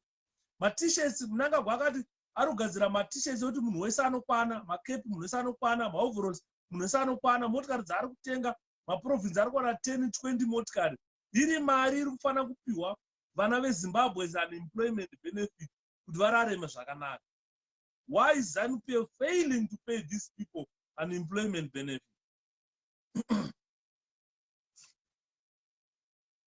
Kwasha, I will allow you to use the word Zanu PF, but inini, I'm a very serious critic. Zanu PF, it's now a dead horse. It's a shelved company. Corporate is not, it's a shelved company. Liver brothers, brothers, Kwasha. So what am I saying here? There are a few individuals. There are a few individuals. Card carrying members. Card are subscription was unfair. And number one on the list in the Kudata grade. This is very important to Zimbabwe because I know for a fact and Zanu PF is broke like a church mouse. so is the government. Now, the million-dollar question is, why do you have people who are individuals aligned to Zanu PF who are filthy rich? Yes, I'm preview the ruling party as they purport is responsible, answerable. We're not talking about being answerable. Yes, they're answerable. But that line, that separation, it gives us a picture, a good team. Even to Pembera, because Chinosika, I mean, Chingoti, Zanu PF, but anyway, apana imwenzira tingataura nezvazvo, but answer to that ndekuti ngabakaenda nanga wanoenda futi izvozvi koya vanatwalamu. You get it? So pane chirwere chiri kubva somewhere yakarehwa naSuku. We need to scrutinize this thing, deep. So chinokonzera mweya wakadaro, I know you fear God. And we speak about it in parables, but ndokunonzi kuromba. Kunozobvunzwa nevanhu kuva vanhu vanotenga mota dzemachief nechizhizhi because zvino transport network is down. Kutanga mandundurudza vanhu kuti kwaisa musaga 1 same WhatsApp group in this millennium where it's a world of competition. But you want my commuter omen bus, which is a very basic entrepreneurship level. Makombi kwaisa musaga. Is it punished? Now everything is down at all. Chinokonzera izvozvo, to answer a question, kuroya. And maZimbabweans musaitori nyaya yandikutaura izvi sekutamba. It's for real. Mukatsunzura maziso muchaona kuti zvimwe hazvimeke sense. Ukaona munhu achidzedzereka mukwasha, musafunge kuti akadhakwa. Don't always think that munhu ari kudzedzereka akadhakwa. Kuzviitisa vanhu hapana munhu asingadi mileage. Unofunga kuti put yourself in each issue. Pana angada kuprova point yekuti ndazokwanisa, ndazopinda, ndazogadzisa. Things have gone from bad to worse. So mindiro ndekuti kuroya kwavanoita is beyond just kusinya, because kana uchiroya ukaromba vamwe vanhu vanofanira kutotambura. That is the scenario yekuromba. Haurombe kuti uve powerful ungogara powerful ungoita mari. Kutoti uve powerful utyise unofanira kutosveta ropa revanhu. So the agenda really yevanhu ava tikutaura ndekusveta ropa revanhu. They care less. I would like anybody who claims to be Zanu PF to challenge me. No way. Hapana strategy yekuzadzisa zvatakaendera kuhondo. It's not there. And the way people need to realize nyaya iripo ndekuti inonzi guerrilla tactica, kuvarairwa, because ukaona munhu achituka munhu asiriye unotofara because unenge wakawanda. People should realize that Zimbabwe is very rich. I'm sure you've got the access, you've got that capacity to research. Sometimes you need to come up with such programs. That's what no, you know what Zimbabwe is so rich. It's one of the richest soils on the land. What is that material in Ocean Obama phone? We have it. There's no material that we don't have. This is why these holistic leaders who purport to be liberators, they are actually conniving. And again, that point was said by 𝗕𝗲𝗁. And I must put a hashtag, I don't like 𝗕𝗲𝗁, but I'm just saying, putting together what he said makes a lot of sense. Mchangwa, who claims to be a chairman of War Veterans, he does deals nevanhu vari kutiwo imhando. You get my point? So panokuitisana kuripo Yuda, but nyaya iripo ndeyekuti ndozvinoita munhu anoroya. Zvakakanzira kuti kuzi muroyi unoshaya kuti ungamuita, omupa mwana kuti adye, haagutsikana. Handiti. I'm not preview. In fact, I'm not too keen about the political and legal part. I don't doubt nyaya yekuti Zanu PF, in fact it is a fact that they've got the capacity, they've got the instruments, they've rigged my elections. So they've rigged my elections, but mweya wekuriga my elections iwo ndo uri kukonzera kuti varambe vakatsikirira vanhu. The agenda of the liberation struggle is not to tsikirira vanhu, is to free people. We are still on the road to freedom. That message has to be very clear kuti hakuna freedom in Zimbabwe. We were given independence kupiwa makey 21st key yemwana kuti akura, but rwendo rwenge ruripo. They've not given the freedom back to the people. They've not empowered people, right? Vari kutoita vhuligedhe vana mutsvangwa, but purporting to be kuita vhuligedhe kutoti ndo pane nyaya ipapo ita kuti what is we are pursuing. Inini I believe, pane munhu avhunza kuti saka zvoitwa sei. I believe nothing lasts forever. I'm a futuristic. Nothing lasts forever. But chinorwadza Yuda ndezvechi, nyika yedu kuteterwa, mataura mashoko ekuti vanozonge varipo panosungurwa nyika. We need to also take into consideration kuti chinenge chasara chii. Makomba. We don't want Zimbabwe to be turned into a much. You get my point? So there are 2-3 sides to this. One yatina vakomana nevasikana yakakura ihombe, one yatina tikudhira nevanhu vanosveta Zimba handiti vanowikena pfungwa dzevanhu. Because zvinezvi mukatarisa, ndosaka ndiri kungotaura zvangu sarcastically nenyaya yeelection. It is on record that the voters' roll is going down. The appetite yekuvota iri kudzikira. Not which political party, the whole nation. Nenyaya iyi yandiri kutaura kuti kana zvinhu vanhu vachisveta Simba zvinonetesa vanhu. But having said that, it should not disempower people. It should empower people. Information is vital. It should re-energize us. Okay, ndo tricky iripo iyi. Because igerira tactica. Handizvo here naye mukanya kuti Zimbabwe yakawinwa negerira tactics. Zanu PF is not playing politics. Irikutamba guerrilla politics. Hapana politics irikutamba neZanu PF. Inonzi guerrilla tactics. And vanhu mvurai maziso ngwarirai zvekuti mukandirwe vanhu. Hameno kuti papapo panofamba sei mukanya. Because hapana pasina maspy. But people should not just relax. They should be planning right now. What do we do about defections zaitika mu-MDC? The struggle move on. Dead bodies, they don't fight wars. Defectors, they don't add value to a movement. Then maybe find ways, okay, how do we tighten? Because even if it means 1-5 to bring freedom, so be it. Because at the end of the day, freedom, it's a process. And the people should not be weakened or confused.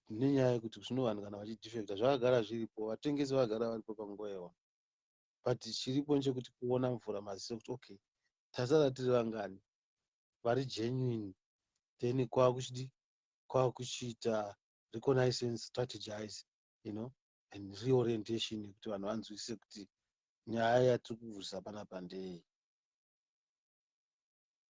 Saka profound response yangu wacho umhondi kunonzi kuromba.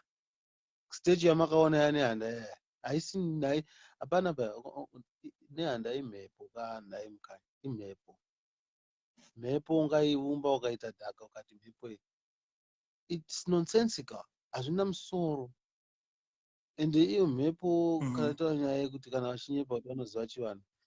How do you parade? Ukaona munhu achisa dehenya remunhu mumba make kuti ndisekuru vake anovada, anoroyazve.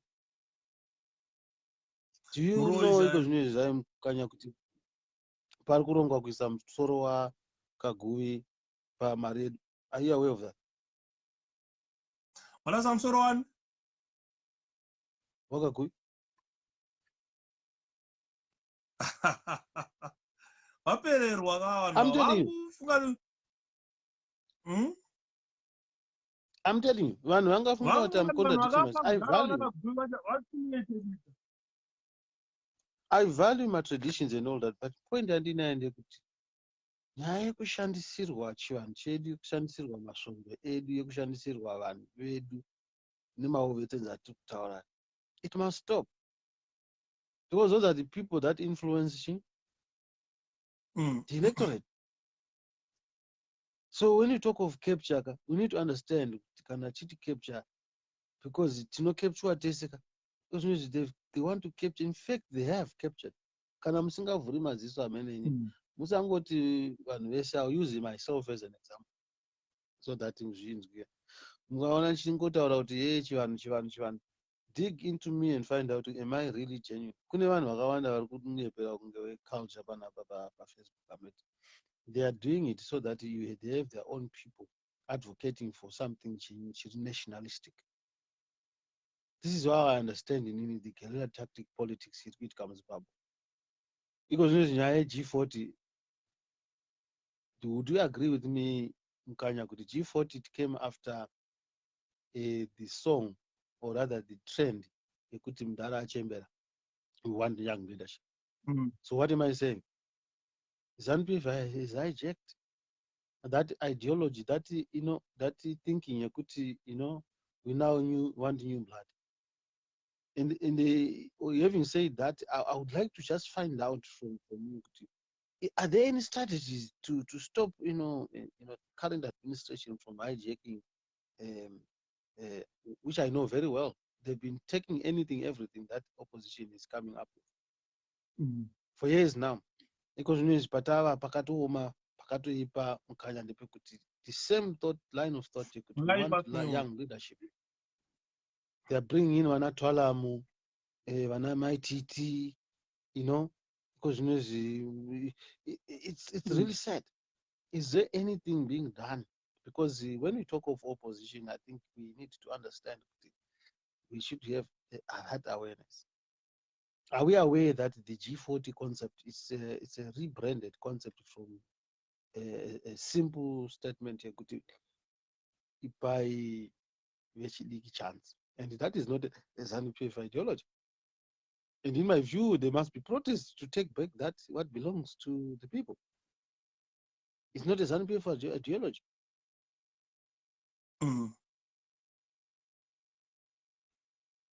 Because Kovakazadzisa, if imagine kuti tikamuka kuseni kwane young leadership, so tikatozvapamuchemera, even the world board will say, but guys, zvakanaka. But we are saying no, atingadyire muchemba nokuti inyuwani ka.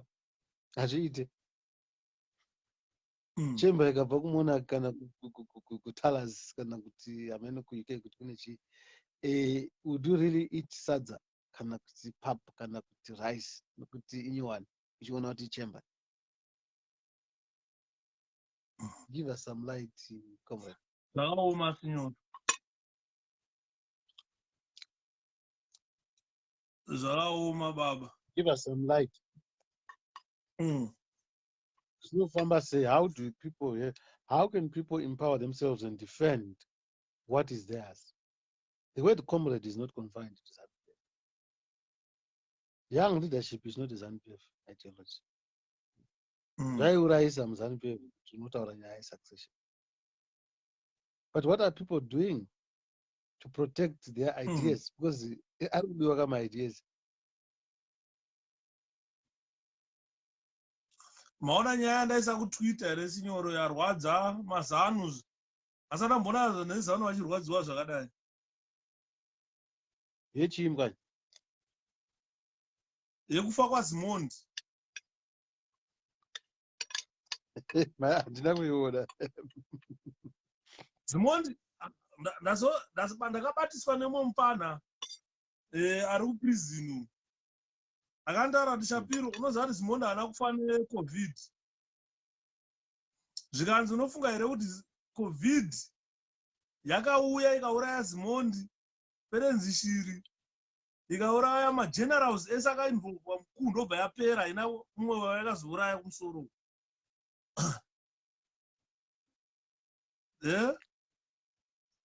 Hanzi iCovid ipiyo inongoya yoti da kuuraya Sinyoro, touraya Yuda nokuti ava ndo vanotaurisa stereki pasocial media, yobva yadisappear.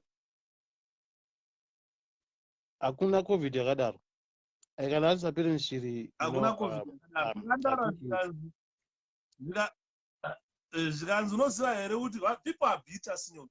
Zvikanzi unoziva here kuti the current commissioner general weprison anonzi Chiobvu, paakaitwa inauguration, the only qualification yake yakaudzwa vanhu ndeyekuti akaita anzi certificate resecurity chete. Saka ari kunzi ndiye anovafana vakanoplanda audio recorder yakashandiswa kurekodha Zimondi naPerens Shiri vachitaura kuti muri kuzviona sei vakomana mundara watiri kufamba naye anonzi Mnangagwa as compared pataifamba tina Robert Mugabe. Pane chamuchaona chinobuda here ipapo. Hanzi vaitodiscussa vakati no Blazi ngarove pasi, Mnangagwa ngaabve. Saka vakati tinoisa ani. Saka hanzi vakataura vakati aiwa tikaisa Chiwenga ari easy kucontrola, tinomuudza zvatinoda kuti ngatiite izvi zviitwe.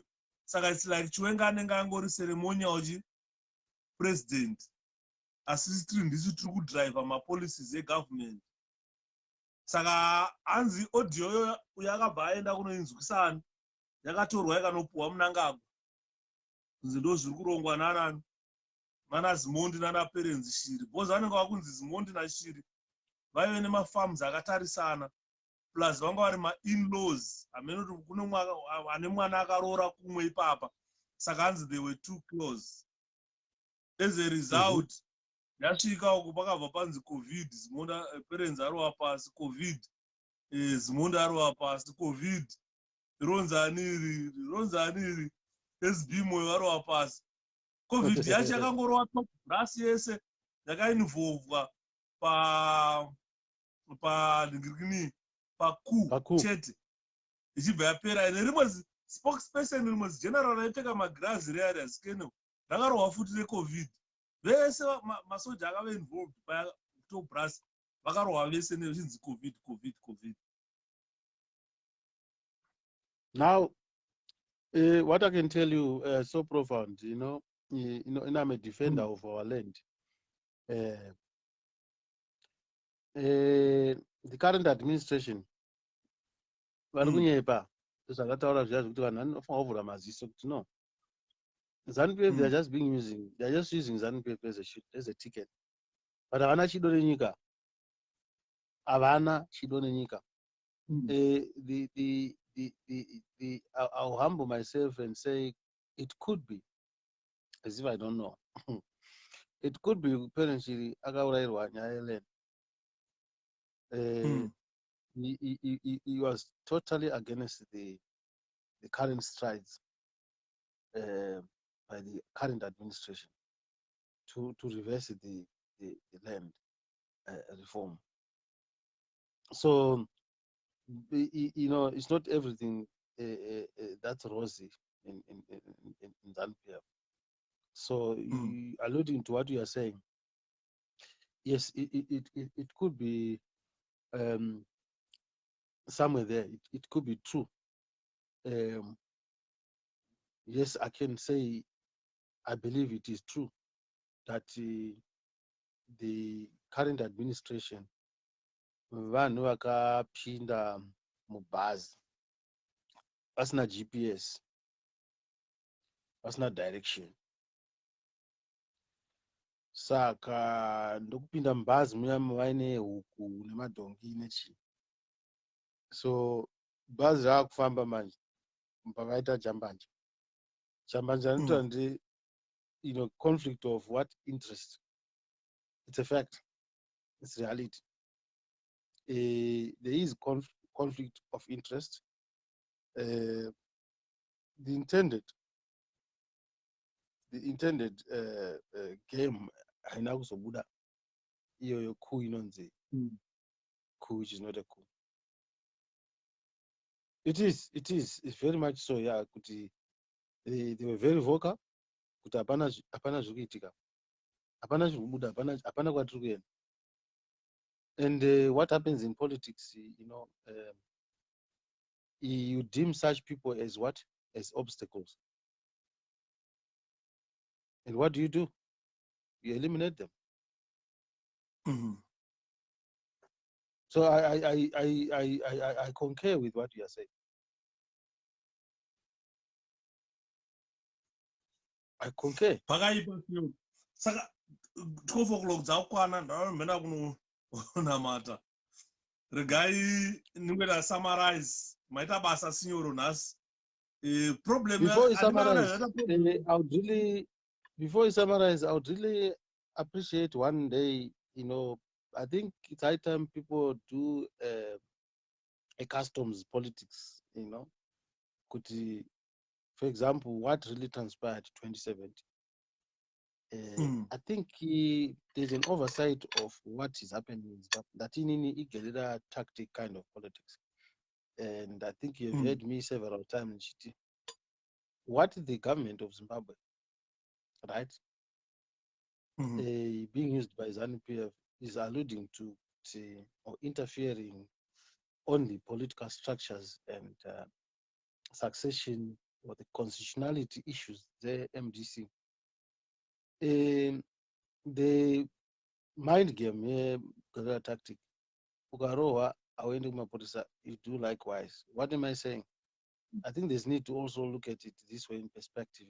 No, if in this case, as they claim, Kuti Chamisa is not the legitimate leader of MDC,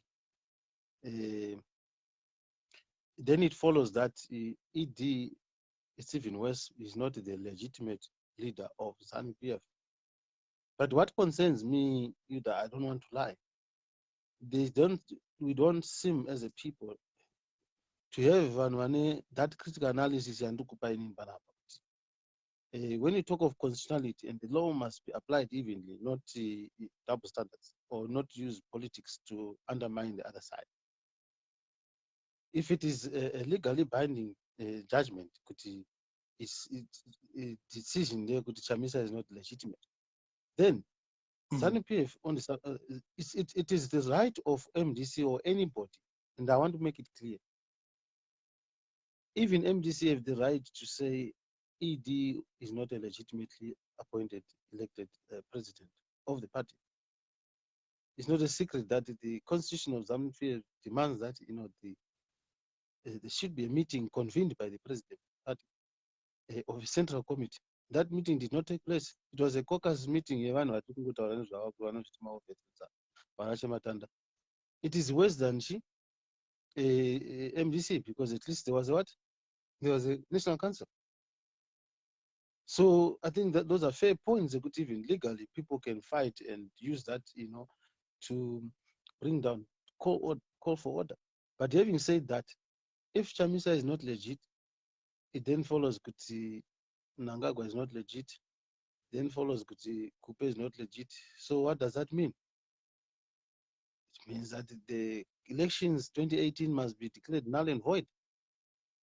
Clarity.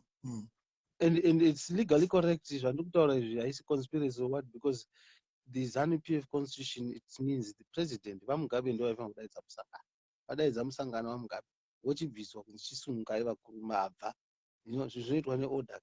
so if they are not able to set a precedent as a ruling party, how can they be capacitated to apply rule of law?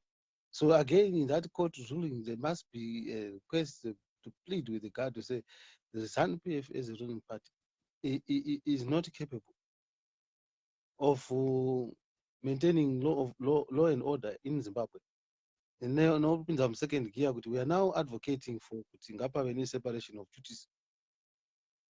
Sometimes the people need to use the same decision of the court or the same nyakanyaka dziri kuitwa current administration to their advantage. I would really appreciate one of these days people to revisit and cluster these things and say, okay, where are we coming from? This coup, why should it be 2021? How many years? Coup, which is not a coup. We need to understand what really transpired. Because if you look at what you are saying, and the ring leader, yeah, I believe, I have a feeling, ring leader, when you say it's a coup, which is not, but because I was no peace, that's why I got a position. You get my point? So it did akangokandwa unzigara because chinhu chakangoitwa chisina kukurongeka. So we cannot have a situation yekuti we have events taking place as Zimbabweans. We are not third class citizens. We need explanations and we need to recognize kuti tine basa. Topanoti inini tine basa. Whatever happens in Zanu PF, if it is going to have a gross effect to the nation, it is our right, it's our prerogative as a nation to interfere. And they've set a precedent that they've interfered in MDC affairs. Having said that, Mkanya, I think it's mind-provoking. I think it would be nice in future programs to really look at that. Because those know that because I think I'm going to my elections, it's tichinyatsoona kuti hapana rule of law. Hazviite. Inini nyaya yema elections inondigwadza Mkanya because zviripo zvinhu zvinotiratidza kuti that there is no way under the current circumstances that we can talk of a vote. And then on that note, I'll leave a puzzle to you.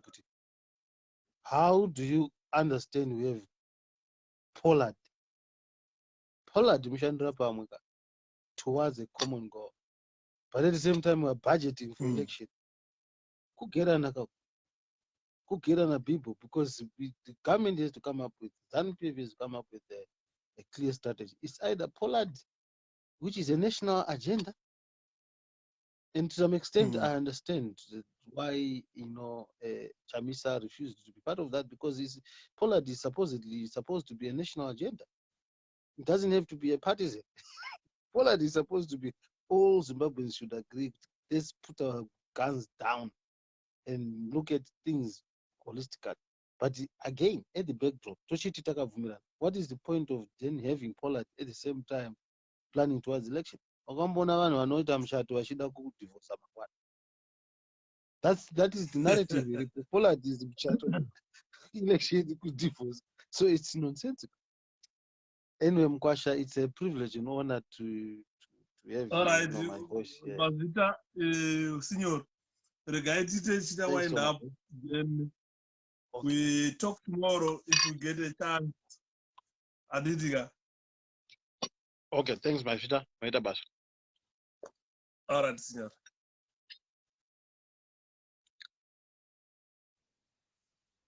Ladies and gentlemen, I know I could not have volume. Kana muchindinzwa isai my love nema likes indeed summarize what I got here. Signor, thank you very much for an insight. He touched a lot of things that I didn't touch. So what I've got some messages that have been sent right now. Thank you so much. People are saying the presentation that you started, Shepherd, it's a very good topic that we must continue talking about. Vana Chimbwido, Vana Mjiba, Nema War Veterans, Vazhinji Vacho, they're starving, they're struggling. And these people, they need a new government to come in play so that they can, at least, they are no longer going to get jobs. These people are very old now. So Zanu PF has failed them. It has never given them anything. So one of my sisters here sent me a message and said, look, Shepherd, the issue about Chimbwidos that we're talking about, her name is Stella. I'm not going to say the surname. She said, you know, she was one of the Chimbwido. She said, I nearly cried when you started making a presentation on this topic because I'm one of the 𝗕𝗲𝗄𝗄. I've got 2 children that I got during the war, and vana vangu vese vakura. She said we were so brave during that time, Shepherd, because we did what we did through fear. Because if they were going, and if we were going to be weak, the comrades promised to beat or kill us. Volume law. Yeah, that's the problem that we meet after we add people and remove people. So the volume will go. Sometimes it will go. You won't be able to hear me, but I hope some are hearing me. So this is a message that was sent in my inbox, but not Stella. You know, as 𝗕𝗲𝗄𝗃, we were very brave, but the bravery that we had during that time, it was just through fear. Because if we became weak, the comrades, they used to promise to beat us, they used to promise to kill us for failing even to bring food to them. So then another message just came from Emily. I'm not going to mention the surnames. Emily said, you know, taking food to these gorillas was so complicated and it was risky, but we did it wisely.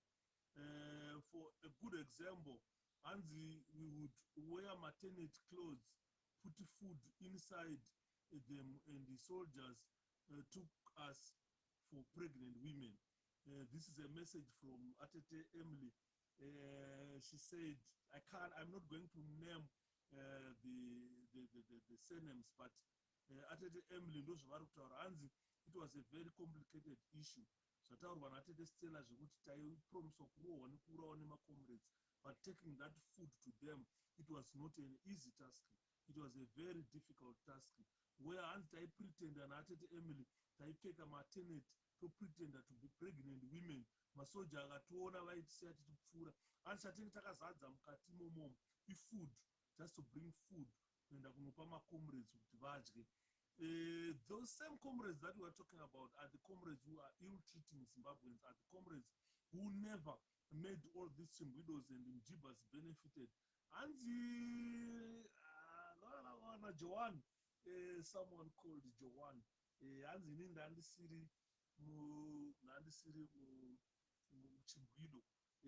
but there is someone who saw it happening, and sometimes cooking, and sometimes women cooked when they are going out to garden.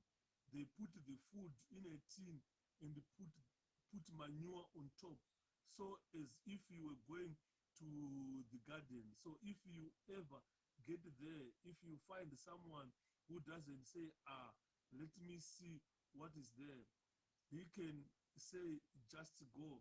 You have got an advantage. The food is there. Take off the manure and the food is down there. And those are my comrades, food. So you see that these people, the 𝗕𝗲𝗄𝗃 and the Mjibas, they did a lot during that war, during the struggle war, to say, look, these are messages sent to the inbox by people who, and we cannot come live on Facebook, Shepherd, because some of us are well known, but my name is Josephine. She said the people could dig and put the food under the fence since they were being inspected at the gate. And they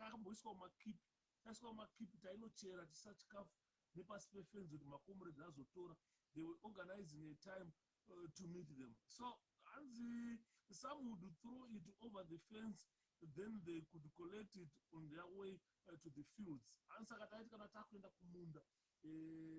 Na Joan, hanzi vamwe vaikanda chikafu chacho kudenga unotonowira kuseru, kana makuenda kumunda mobuda motendera mononhonga moenda kumunda mosvika mopa macomrades odya.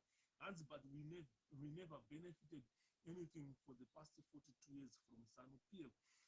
Hanzi vafana, vana vangu vari vafana vadiki vai hanzi vaikaka chibhora, vaita mabhora epepa aya, hanzi vaikaka chibhora chinenge chepepa choto vanenge vachitamba.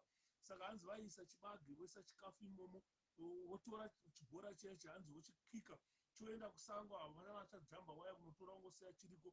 Vanhu pavanoenda kumunda vanonhonga votakura chikafu, munenge munenge mune chibage chakagochwa wotakura chibhora chepepa cheunopa makomrades wocheka wovhura wotora chibage wotodya ipapo wotosimba. Zvanzi we did quite a lot of things that we thought after independence. Zanu PF ichatenawo yotitarisa kuti vanhu vakaita zvakati, but they have forgotten about the Chingwidos. They have forgotten about the Mjibas.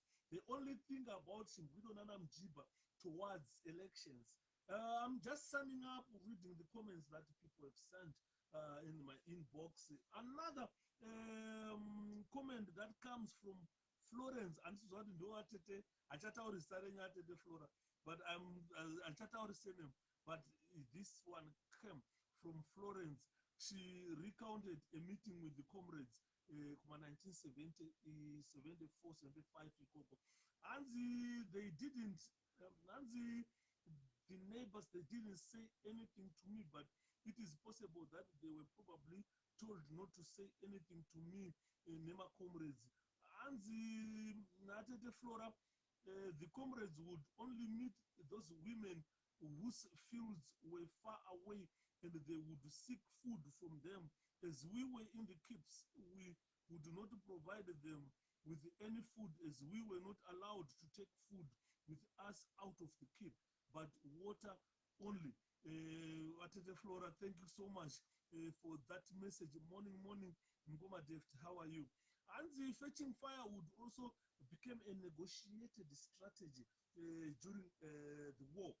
And the comrades made contact with the people when they were in the camps. They used to meet the people when they were going to the field or fetch some firewood. The people took the food secretly to the comrades. Stella, this is one of Zanu PF Chingwido, a well-known Chingwido. Stella, she still supports Zanu PF. She's still staunch supporter of Zanu PF. I'm surprised she just sent this message when I'm talking about what has the war veterans, the war collaborators got from Zanu PF government. Totally 42 years of independence, they have nothing to show. They are struggling. War veterans recently went to Mtulingue's office and tried to demonstrate so that they can get more money.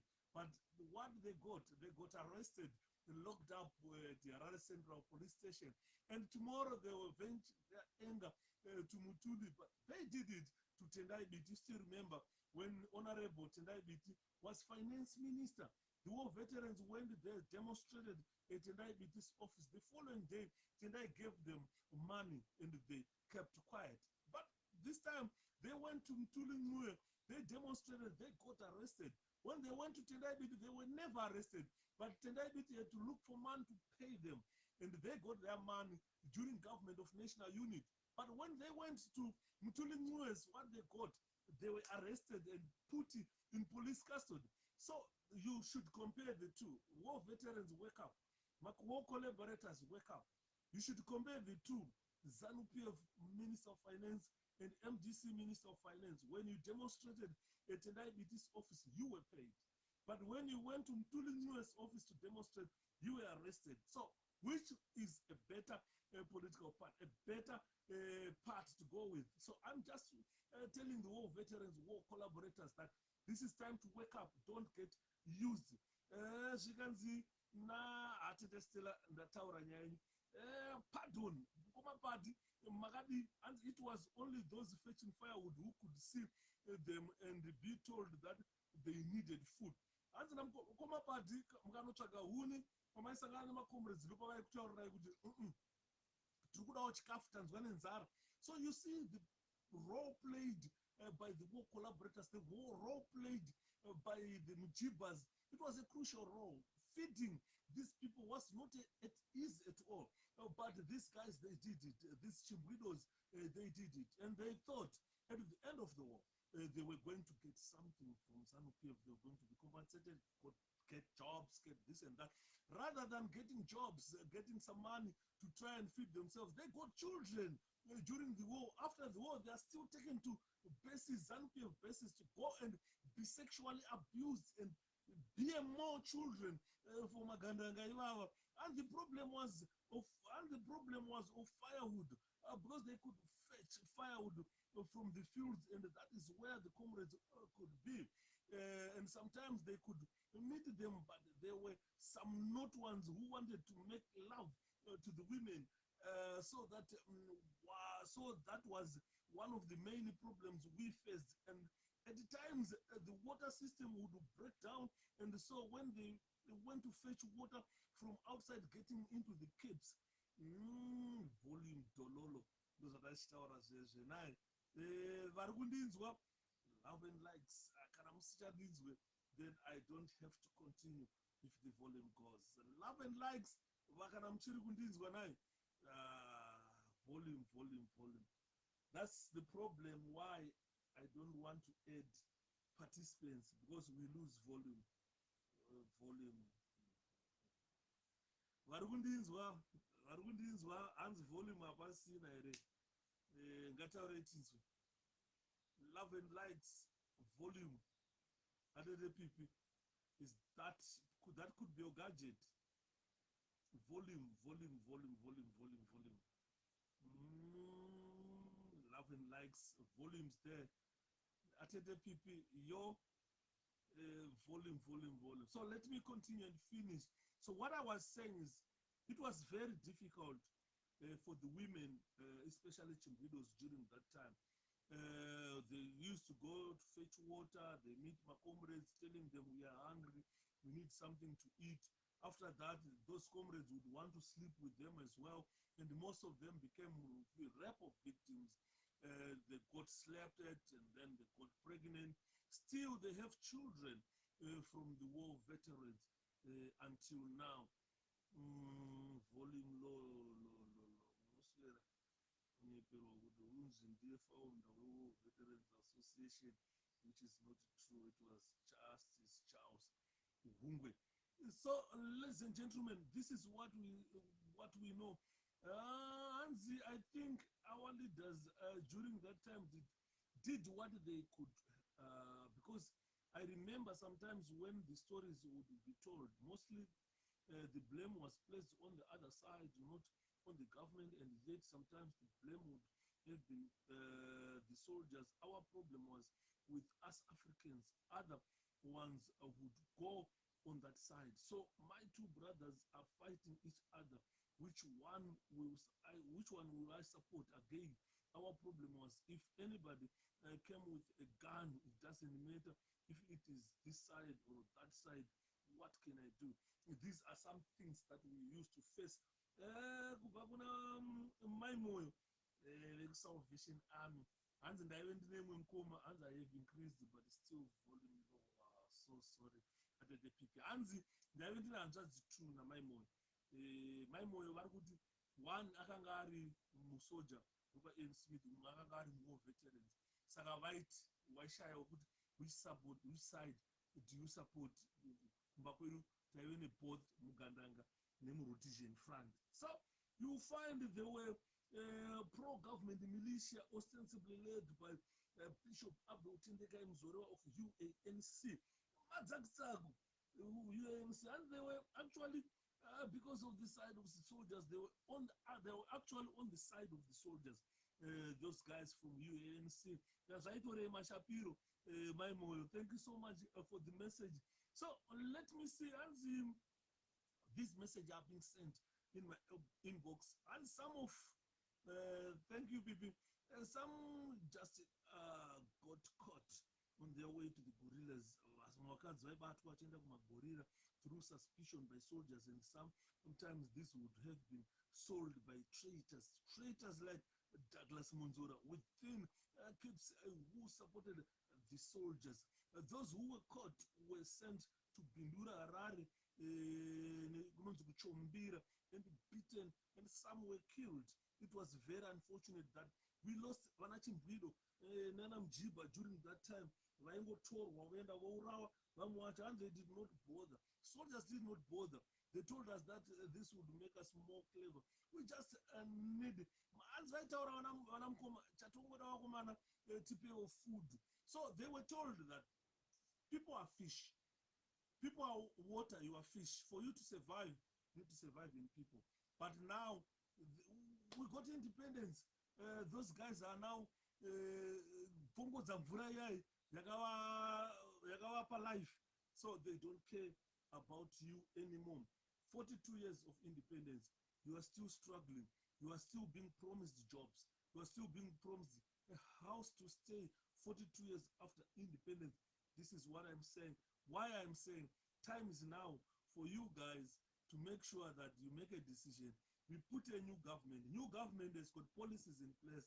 They've got clear policies in place that they are going to build houses for you. At least you can one 2-bedroom, 3-bedroom house.